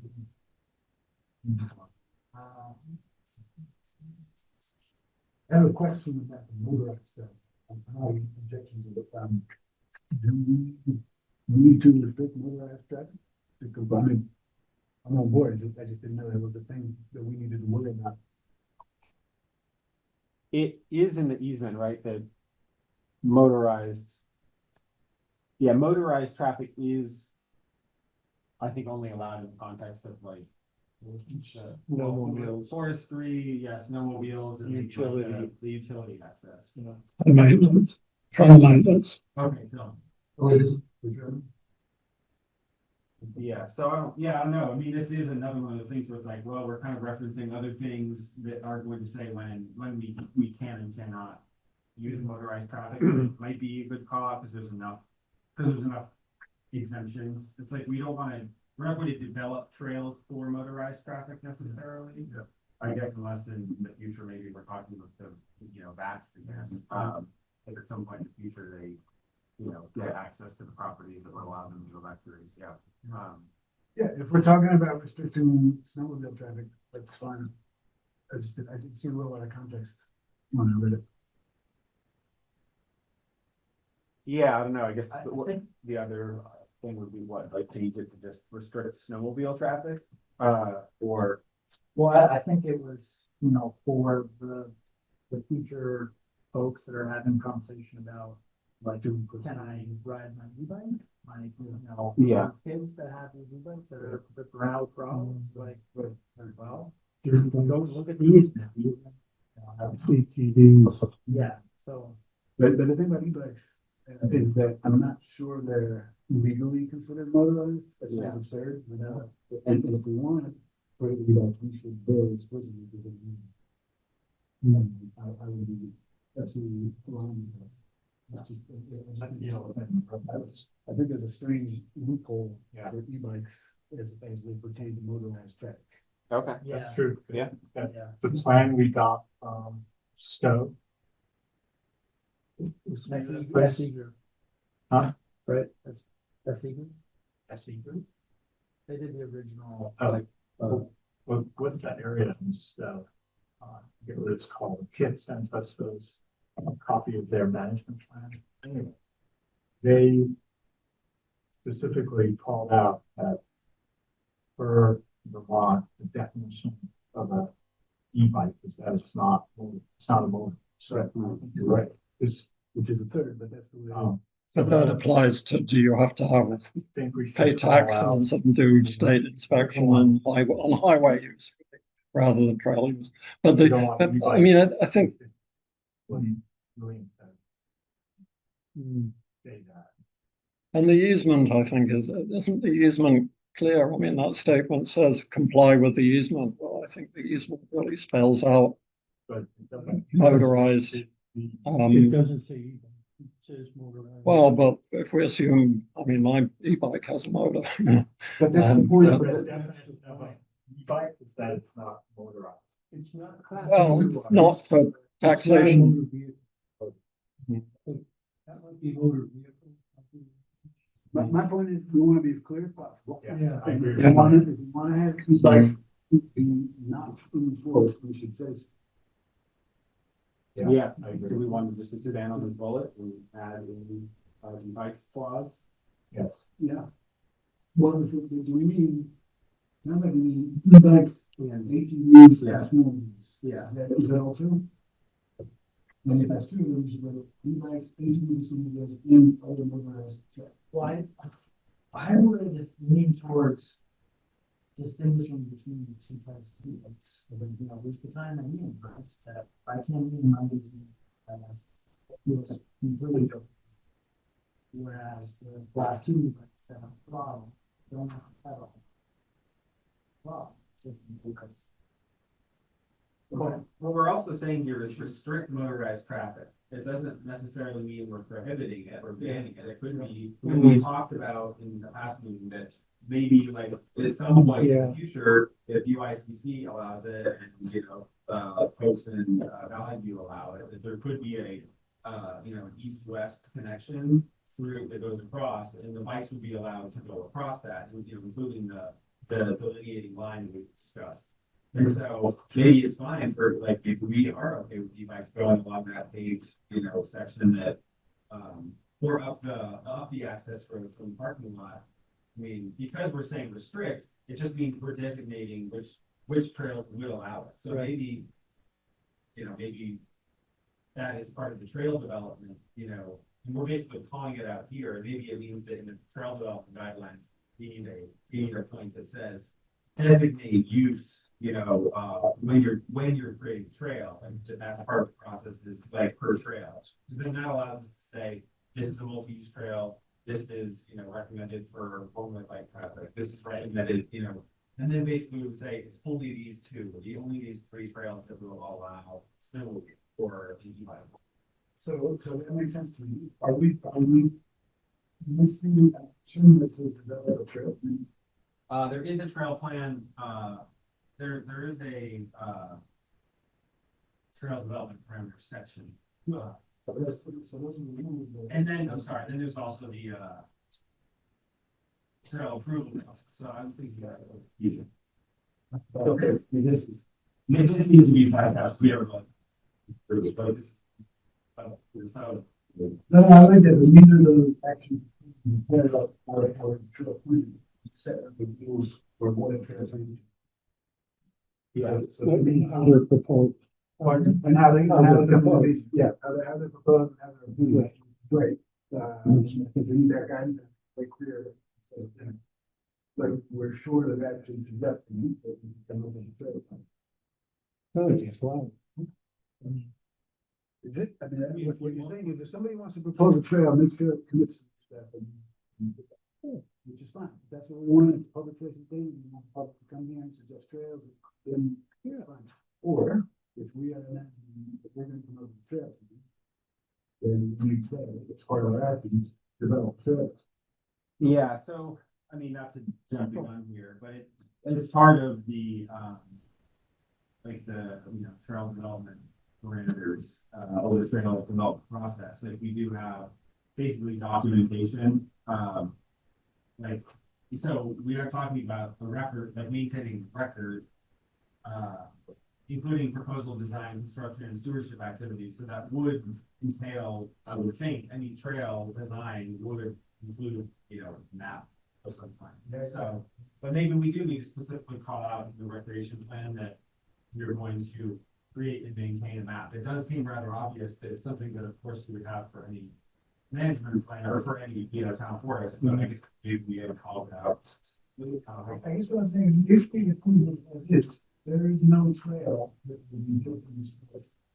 Well, without, you know, Without some process, Well, without someone proposing. right? Right. No one's trying. So I'm just saying, are we not gonna propose to do it? Or are we just gonna wait to have somebody come and propose, please? I think Well, that was we can be that somebody. We can do it. and I think that was the part of the conversation too, that, you know, I'm gonna put some, Brad didn't want the three of us. We want to make sure that, right, that it's not just an open, spot of land. I mean, there's all these things we can think about before, what are those things that those have? Yeah. And that's, So now they what know is that. it? Yeah. Yeah. Now we don't have, so there's no dump. People like go, what do you? Trails.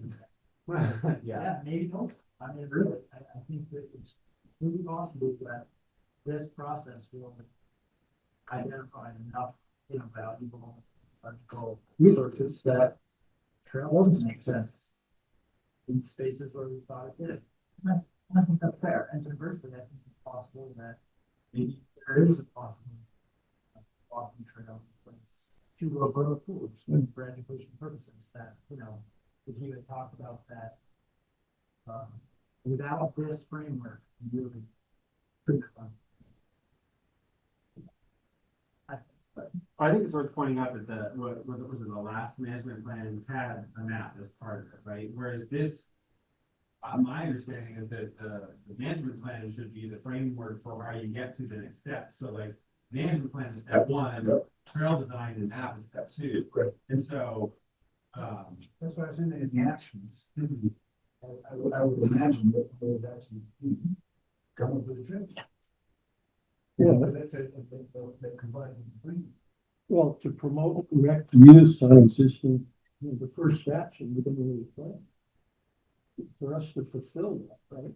We could just say, like, We've gotta promote rec use on those, you know, with those,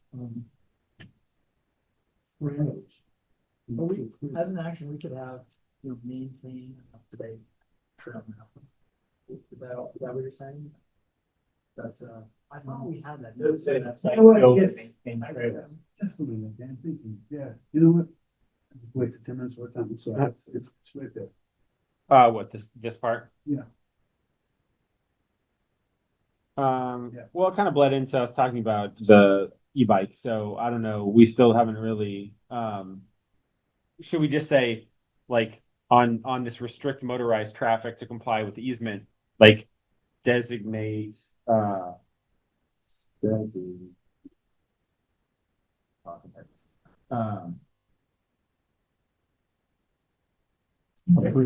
like uses on map or something like that. Yeah, I don't know, like how we're, it just seems like a strict motorized traffic between some, say, yeah, like, that's fine. like you didn't tell me I couldn't ride my e-bike, Yeah, so. you said you were comfortable with it. But yeah, I think that's like, I mean, we could also, I know we've kind of talked about it, I don't know if this is, because this kind of gets, you know, specific. Right. Like, we've kind of talked about like a definitions section. Yeah. You know, and I actually started working on a definition section, I don't know if that's in the management plan or not, or if we'll look at it or talk about it, but we could basically just, you know, put an asterisk here on motorized traffic. You know, and that could be in the definitions, and we could basically say in the definition, motorized traffic, in the context of ACF, if we say it's, you know, anything that the state designates as motorized traffic plus, you know, motorized, you know, e-bikes or anything, e-scooter, whatever, we could basically expand on what the, yeah, basically, yeah, exactly. So we could be specific enough so that there is a tool without necessarily having to list all the things out here in this bullet. And so we want to, so. Jim, weren't we go also kind of deliberately vague on that? I remember we started getting specific and then you made some points. And you, on your property, over at the, Oh, yeah. you know, Yeah. it really hasn't been a big issue. It's been a It's something like. something we were really nervous about. Yeah. Bikes were starting to come into the fashion that has been an issue. Yeah. So, meaning people are using meaning them, there's no. the people that do use them are sort of important bikes. Yeah. I mean, absolutely. So, but that doesn't mean it can change and Right. folks in town, but see something, or even. Or, It is an adaptive, question. yeah. And then we can change the rules. Yeah. You know, Yeah. we got something broad. Under that rule, how do those rules, it's like the same thing with other things. Dogs and, I mean, Yeah. There's a, later you see something called special considerations, and it's, it lays out some general language about the dogs and hunting, but it doesn't say who's and don'ts. Yeah. Kind of leaves the ground with what But it also says we're gonna have a list of who's and don'ts. Yes. So we just gotta put that on. So we can stay flexible. Okay. And respond to. Okay. Yeah. Does something like this help, like, and list approved uses for trail, or something that's basically allowing us to say, like, yeah, like, it's, you know, it's okay for you to use and bike on this trail, and that. If that's separate, if that's not in the management plan, but it's on the trail map, it might be a lot easier for us to like update that, you know, we kind of talked about like, Yeah. kind of like a rules document. Yeah. Where it's like, now you need to update the rules, you don't necessarily have to like go to Vermont Land Trust to get it approved or whatever, you know, like the management plan, I think can probably be slightly separate from. Yeah, because like, not that we're trying to skirt the rules, not like be able to do stuff like that's like for approval, but like, we're essentially trying to stay nimble and be able to actually update this thing without having to get, you know, 5 parties together. So- Like, review the entire management plan or whatever. The Constitution, the law, and the regs. So actually, I think list approved uses for trail, is probably the most apt thing on here, because it also, one of the big requests after the last consultation from the select board was, please put in some trails where bikes will not go. Yeah. So that walkers know, walkers who don't want to have anything to do with bikes. Yeah. Can be on those trails, they only know that they're. Yeah, they- 2-year-old, but run, or whatever. Yeah. So the listing of approved uses for trail probably covers all. Cool, so, so then we probably don't even need to add motorized traffic to the definitions, because we could say on the, if we're listing the approved uses, we can say walking, biking, and then this trail is just walking, this is walking, biking, and e-biking. Or this one, the cut across, you know, east-west could be snowmobiling, e-biking, or like all, you know, all uses. Or something like that. So, okay, so cool. When we add this, As timekeeper, I'm Yeah. noticing it's past 8 o'clock and we're in the middle of a long list of actions, so I'm not even sure we can set up a goal of finishing these actions in this bulleted Yeah. list. So Options and more. I think we need to establish the sense of the meeting about, are we going to do like last time and keep going until we stop or pass out, or are we watching the clock here? I think we're farther down we do have a lot further to go. at the last meeting. I'll say 2 things. I would like to be out of here by 8:30, but I'm happy to stay until then.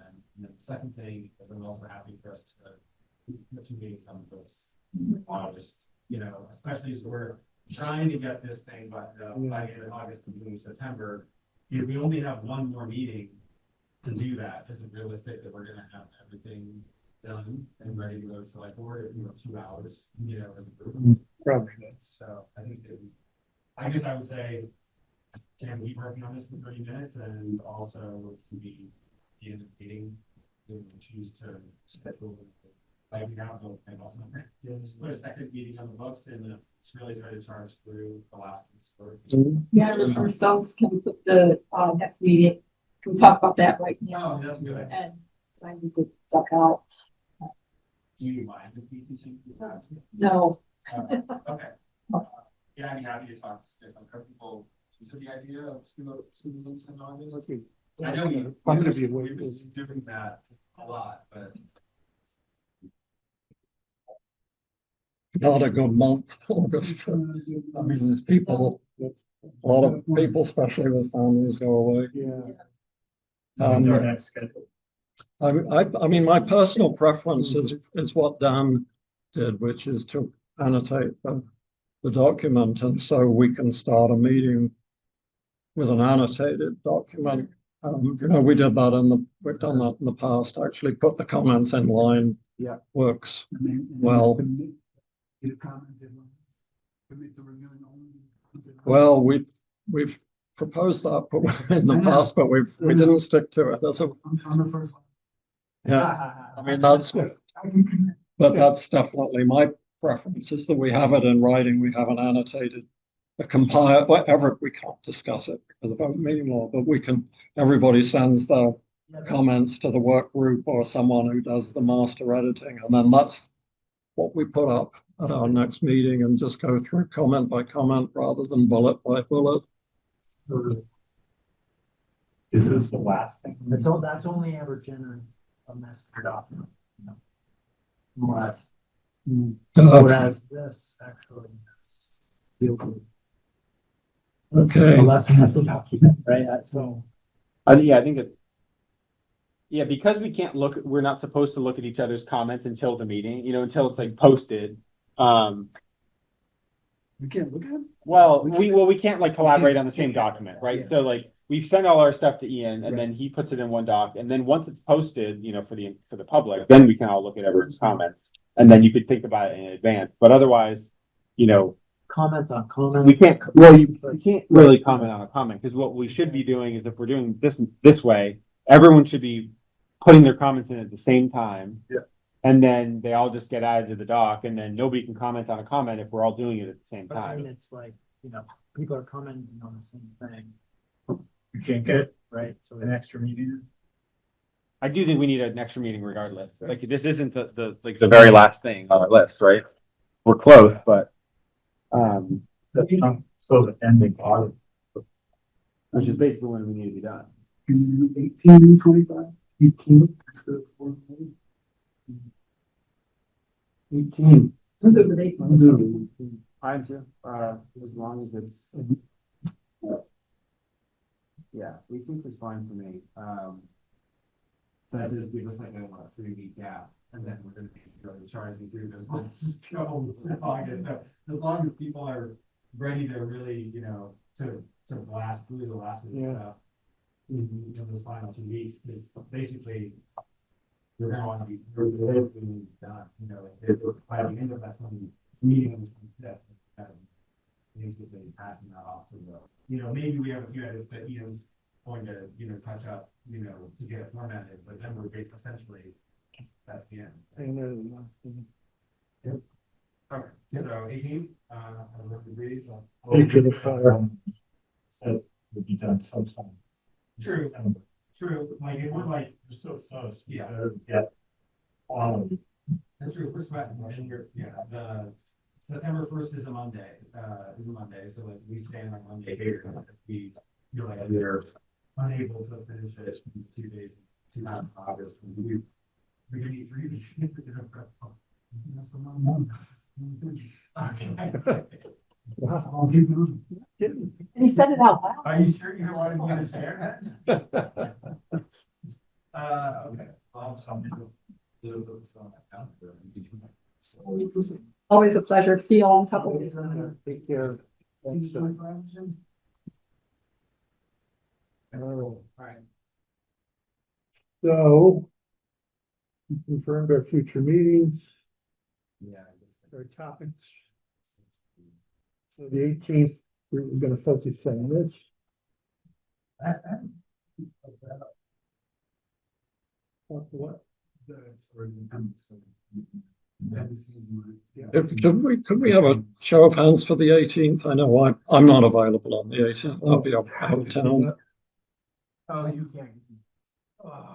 Are we going to have a quorum is the question on the Yeah, 18th? so need to make it. I can make it. What about the 19th? Okay, An exceptional ACFC Tuesday committee. Can we do it? I can, we don't know about Sunday now, but I am available on the 19th. yeah, I'm out that whole week. Personally, but the 18th, well, through the 22nd, but You know, off meetings, you know, when they're not the regularly scheduled ones, they typically tend to be us spending the entire time just working on edits. Because normally in our typical monthly meetings, that's when we're doing normal committee business. Talking about the conflict of interest stuff. We're talking about the chairperson, the RFP. So, you know, it seems like the agenda for the meeting will be extremely easy to put together. Right. It would basically be like 100% just work on the rec section or work on the rec section and then, you know, just line up whatever the next section is that we look at. So. and someone like me who can't be present, I can send in comments and, you know, Sure. put them into the text and And then let the quorum, assuming there's a quorum, let the quorum accept them or not. It seems like it seems like we've got 6, right, who are all good to be there. We don't know about, right, and Egan won't be there, but the rest, we have 1 empty seat, but it seems like we'll be okay. We're back on for the 18th. Okay, 18. Right. Okay. But you can't make 18. I think that, No, I can do it. Oh, you can. Ian Sorry. can't, and we don't know about Brad. Oh, okay, I thought you were the 6. Okay, cool. Good. So same time, same place, we'll also be. Yeah. Yeah, we always have to make sure there's a room available. One time we did that. That was the worst case scenario we had, is that whole office downstairs. Don't. Yeah, there we go. I'm sure it'll be very productive. I mean, I could look at the calendar. As long as we just read it to 1. Like, grease the wheels a little bit, but then go off the rest. No, my question is about, so, I don't know if we're suspending you for keeping going, but I had a question that I want to get out of the appendix. Aggregation. And my question is, what is it? Because it's a big jumbo of stuff that it just feels like the clause that everyone put stuff into. Yeah. And it's not really suited for publication. And if you want to go through that closet, you can do that, but I assure you that it will be painful, arduous, and probably fruitless process if we need to go through appendix B. So would you kill it then, or if you split it up? I don't, let's think about what it adds. I don't think it adds too much, and I see it bogging us down with a bunch of unnecessary arguments that will not get us where we need to go anyway. I guess who's, Sort of the background. we didn't really, no. You had looked at it the most of any of us. Yeah. There were a bunch of comments on it. There were, yeah. We, what we did was we cleaned out all the a lot of the explanatory stuff. From the main section. Thinking that we just want to tell, here's the rules, the objectives, and action. But we felt, people are going to want to know explanation. Why'd you have those? Why'd you have those accidents? And that's why the appendix is, so we can point to it's sort of the structure under the main part. Justifications.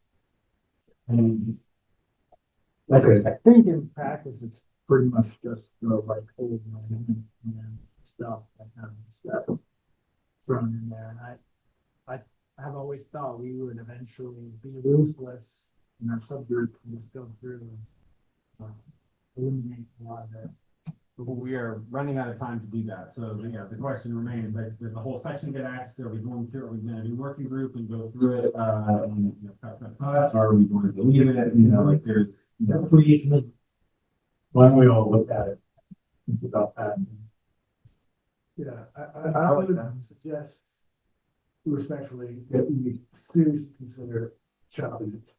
But let's have a look and really what we're looking for is if the purpose is to explain what the objectives are for and where they came from. Let's think about if this captured that in the appendix, and if it doesn't, because I agree with important.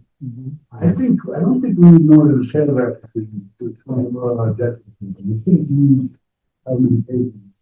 It does feel like the appendix lends itself to the coloring section more.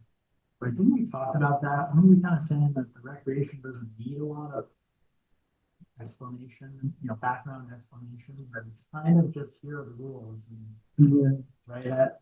I can't take it over, but it's more the ecology. It's like the fact that, the public comments. Anticipating what we're going to hear.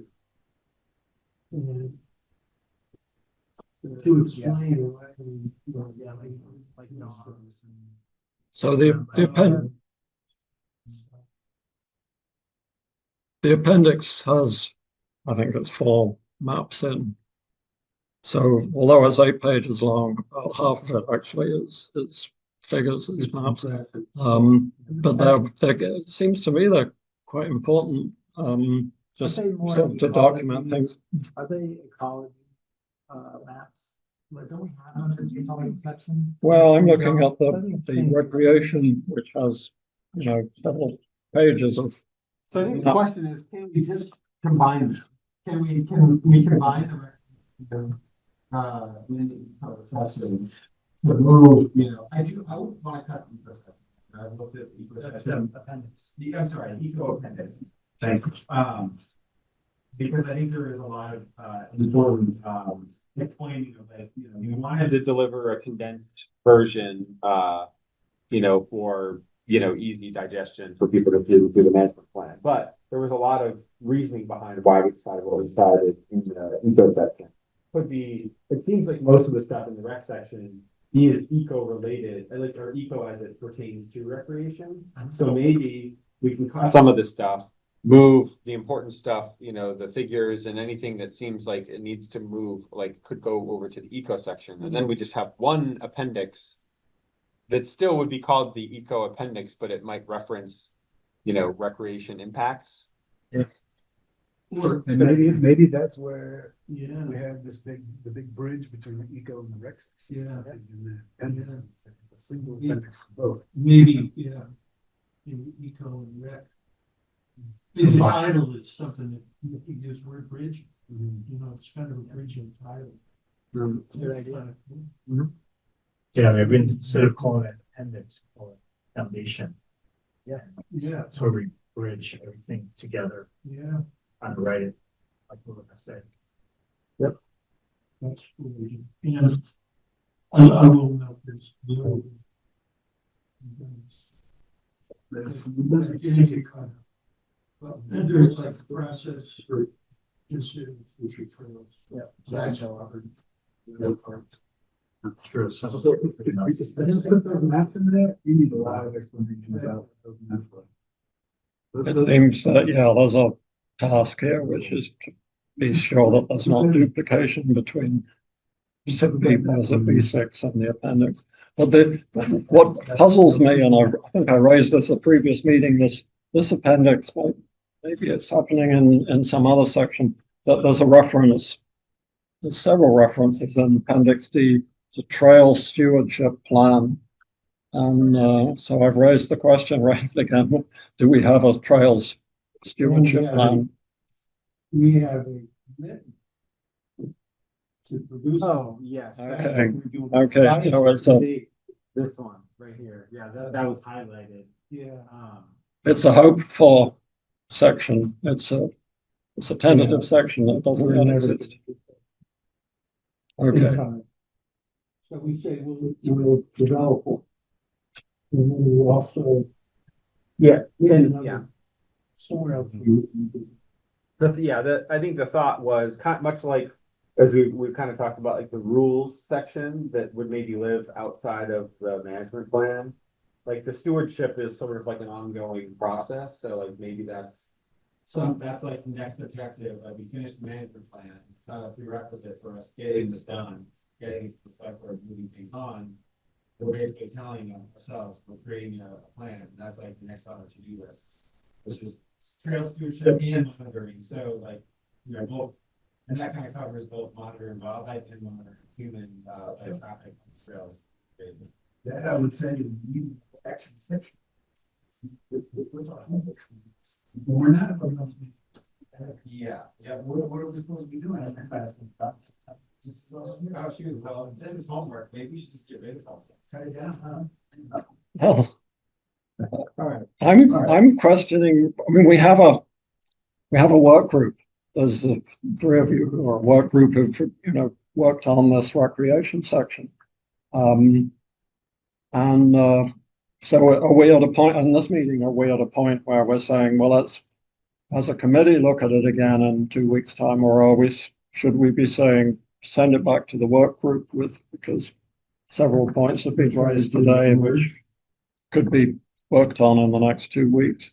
So yeah, what I'm hearing is we didn't make it that far in the rec section. We're still on page 1, right? So homework is everyone looks at the rec section, and I don't know if we decided to send comments to Ian or if we're all just gonna have our own comments ready to go for the next meeting. But then I think separately, I mean, the work group basically finished its work on the rec section. You know, we didn't get through enough of this to really go back and make any meaningful changes, because this was like our best effort.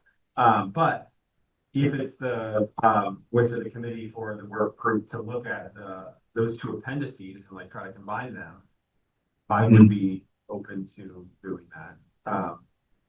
Because I'm having a hard time, you know, thinking that we're going to meet all of our goals in even the 4 hours of full committee time that we have on the calendar. Or even, you know, maybe with 6, you know, we do end up meeting on the 1st of September, but that is us committing to 3 weeks in a row, which is that's a lot. So, yeah, I don't know. What do you two think? You know, since we have been the working group, like, is there an appetite for us looking at those two appendices and seeing if we can combine them? I mean, I think that's probably the most efficient way to trim down the record. Maybe I could sketch out, I could try, maybe out at least as an outline, how they might be combined. Do you want to do a first pass and then? Yeah, not fire. Hit the two of us up, and then we can schedule an in-person time to talk about it. And we got 3 weeks between now and the 18th. And then I can't do this week, but next week and the week after The week after. Okay. But yeah, I mean, if you would be able to do a first pass. To see if there's a good way to sort of merge the two. That would be fantastic. That'd be totally interesting. So, yeah. I just feel like having a whole committee together and sort of pass that. So, yes, and start bringing that. I mean, I think the RFP still mentions duplication. One of the tasks for the copy editor is to examine, you know, check on duplication between sections. You know, immediately there's the question of, does B6 and Appendix D have duplication? There may be, I think I mean, for example, I think the list of collaboration, list of what are we calling them? Partnerships I think it's duplicated between the two. There may be other things here, but so I guess my question then is, should we solve a potential duplication issue now, or should we include that as a task for the copy editor? And so, you know, we go along with it for the time being. We say, yeah, we know there are some things that are covered in more than one section, but we'll get the copy editor to do that, or are we assigning that task to? I think that's a copy editor thing. I mean, if we're not talking about the appendix, like, I think the appendix is its own thing, but if we're talking about generally speaking, the entire management plan and trying to find all the duplication, you know, that does seem like a copy editor kind of thing. Right. That is why I mean, $10,000 is just a small amount of money to go through and edit documents. So I feel like it's a fair task for a copy editor to be perceptive about things like that and say, hey, yeah, you said the same thing 3 times in 3 different sections. You say lots. That's something they should be doing as a copy. If we see something screening, Sure. Yeah, anything we can catch is going to save us money. partnerships, But beyond that, We're telling people things. yes. I think we're the names. I- So I'll just project 2 things that might put on the table, because I know coming this week. One is that I'm going to object to limiting mountain bikers to the southern zone, to 1. And then in the trail development parameters, I'm going to say, rather than prohibit any new trail construction within a 300-foot buffer zone, I would say, limit or minimize. Which part? Sorry, in the trail development parameters, wildlife habitat. Oh, okay, gotcha. We can have a prohibit.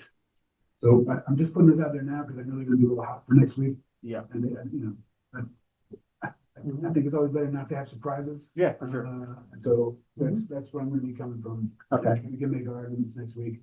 And we're not gonna agree, so at some point we're gonna have to vote on this. Yeah. Which is what I've been saying since I got on here. Yeah. We gotta write it, vote, and then see what happens. Yeah, for sure. And then just live with whatever the committee decision is. Yeah.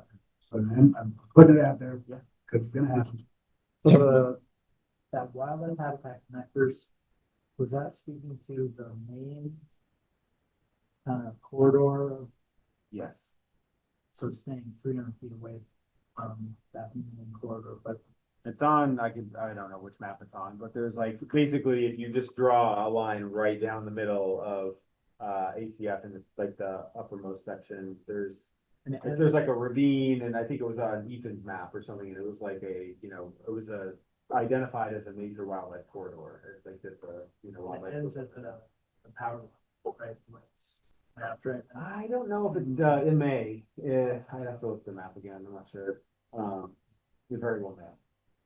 So you feel like what you're thinking there? Yeah, not prohibit, but. Yes, that we should make every effort, that is reasonable to not go into that buffer zone, but that it may happen. And then if you take a slice of trail and it goes through the edge of something, especially if it's on an existing trail. Yeah, so that is covered in G. Right, you've got some exceptions noted out in 5% and all that. Yeah, So okay. That's different than prohibit. True, yeah. It's limited or minimized. That's deviation stuff.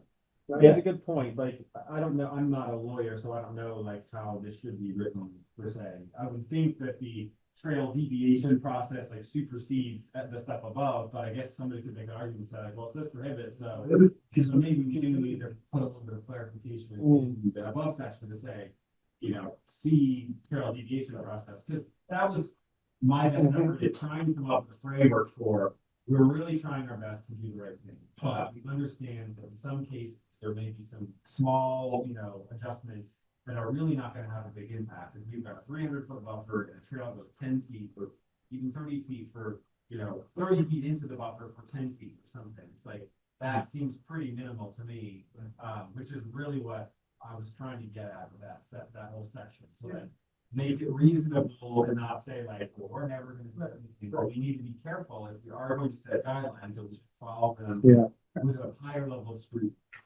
Right, and I get what we don't wanna have a watered down version of this, there's just be some suggestions and if you want, that's fine, but I do think there's, thresholds of reasonability that trying to meet the addition section, prohibit is not one of them. Yeah, I think that's not. And I also think that, start to combine it with some of the rules, right? And for existing trailers, such as the ski trail, use for slice, and maybe that slice goes to the existing border, it's less egregious because it's on an existing trail. Yeah, so I guess some of that. But you're bringing new traffic into, so. Yeah, but it's different, that would be a different conversation, say, let's build a brand new trail, but it's been, so on the scale of. Still get traffic here. It's not so much the construction. But we have a pretty clear preference for existing trails. Right. If it's not true, then we take out. So if it is true, then that's one of our preferences. Other than new trail. Right. So I think this is all good. Just to keep in mind for next time, because I gotta leave in a couple minutes, so. I'm just advertising because I'm not gonna get out. It's good. And I like you guys, and I just want to put it on the table. I think thank you for saying it now, just so people can be aware and become. So Brad, are we aiming for an 8:30, Holly? Yeah. Idea of now, like, if that was put to like a town referendum to vote, what would happen? That'd be brilliant. That'd be a great way to go. Do you think that town would, do you think there would be more people that would go for mountain biking in the upper? No, I don't care. As long as they resolve it. Oh, I see. Yes. Be resolved. Well, I think it's like typically, we all have our own little version of all these questions, I suppose, but I would be curious how the town would land on that. And again, I don't think that. We would know until we vote. I mean, it's like, unless you're really have the pulse on like all the people in town, it's like. But I guess my question is, let's say we knew that the town was gonna vote yes for that. Would we not have to vote that? Would we want to not put it for? Or maybe now I already brought it up. I'm not sure. Let's say that. I mean, because The thing is like, I think with a lot of this stuff, like, people, I have enough faith in people that people aren't trying to ignore and like do an irresponsible thing, just like be in denial, you know. But so I think that a lot of people, like, they want to see more ability to recreate. Like, you know, I'm a dog, you know, I would love, I like to be able to go places with my dog, especially off the leash, you know. But I've learned a ton in the last couple of years in like how some scenarios it's not really appropriate for me to have my dog off leash. So if we put that on a, town referendum, and all we said with no context was just, should dogs be allowed above the power lines in the forest? A lot of people are going to say like, well, sure, why not?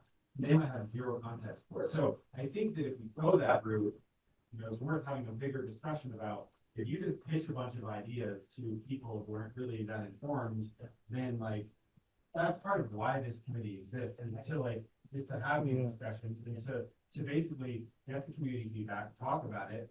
People have thoughts about it, and they can come to this committee and, they can voice their concerns and they can bring studies. And if you basically just, I think there's a lot of like science out there that shows that if you basically, even based on how you pitch, like even how you wrote it down on the ballot, I think when you're voting, the way that you pitch it, it's like using a negative or a positive association is going to change the way people vote. So I think in one sense, if we really get in a pinch and there's no other way for us to figure it out, I suppose we could do that. But I would more like obviously want to know what the select vote is about that first. Like I think why don't we see like a 100-page, question, 100, or 100 questions every time we go to vote, with everything that every committee could resolve.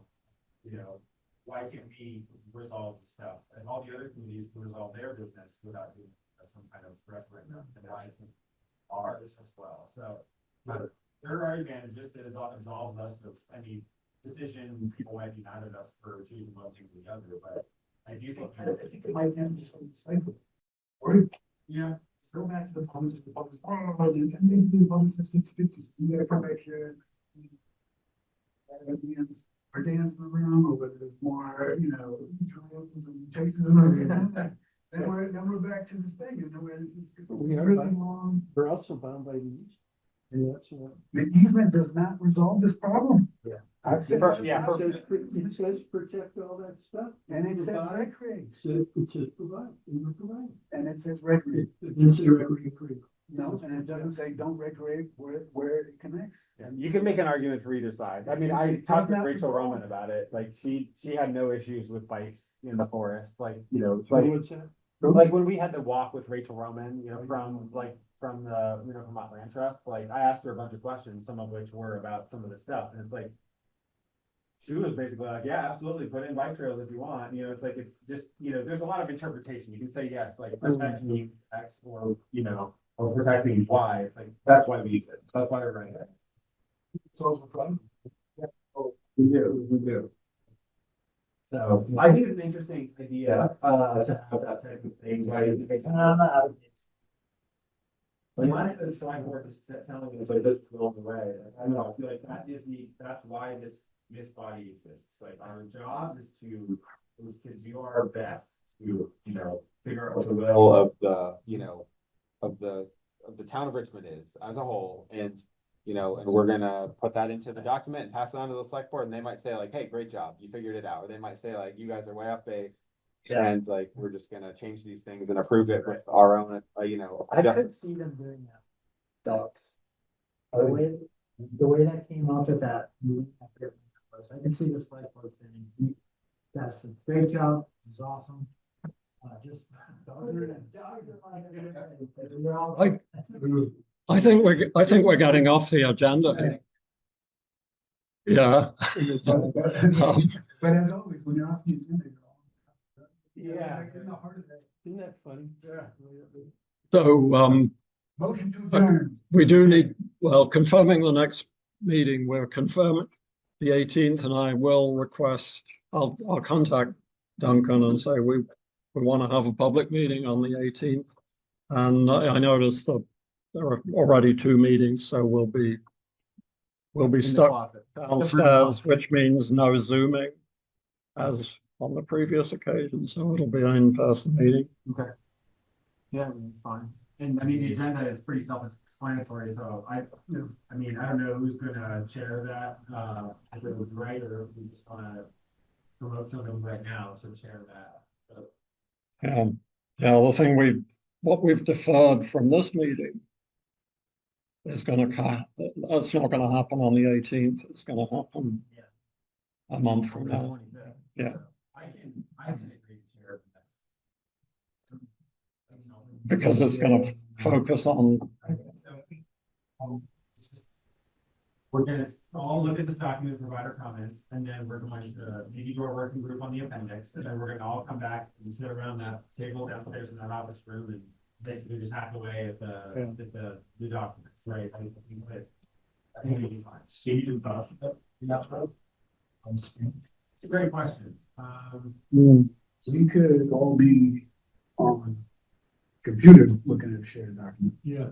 You're good now. Yeah, can we still do a Zoom meeting and just all be on our computers with the cameras? Well, either our cameras could be off or, Or you You could be on, but the microphones would have computers except for one. Depending on how small it is. I think we could probably do.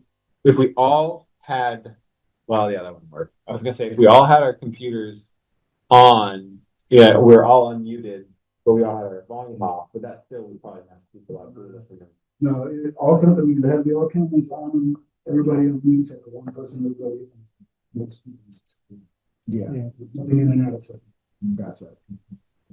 Which I think is probably. So we could try that. We could try, like, it could not necessarily be, in person only, because if we are trying to do the live editing of the document, then we would probably want the Zoom meeting anyway. So can we ask Duncan that if you're communicating with Duncan that we want to meet in person, we understand if we need to meet in that room, that's fine, but can you still provide us with a Zoom meeting link, or we have to? for like internal use within that room, say. Basically, so we can collaborate on documents together. Or we could just share, like we did this in the working group. We can literally, I can just create a Google Doc. We can all look at it together. Because there is no projector in that room, so it requires everybody to have their laptop.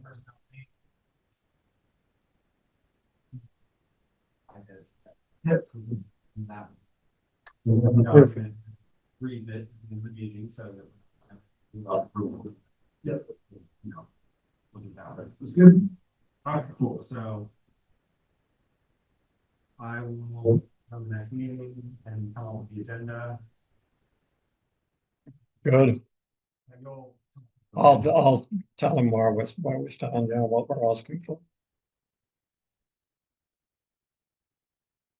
And we'll do that. The second meeting in the month, when we talk about, chairs.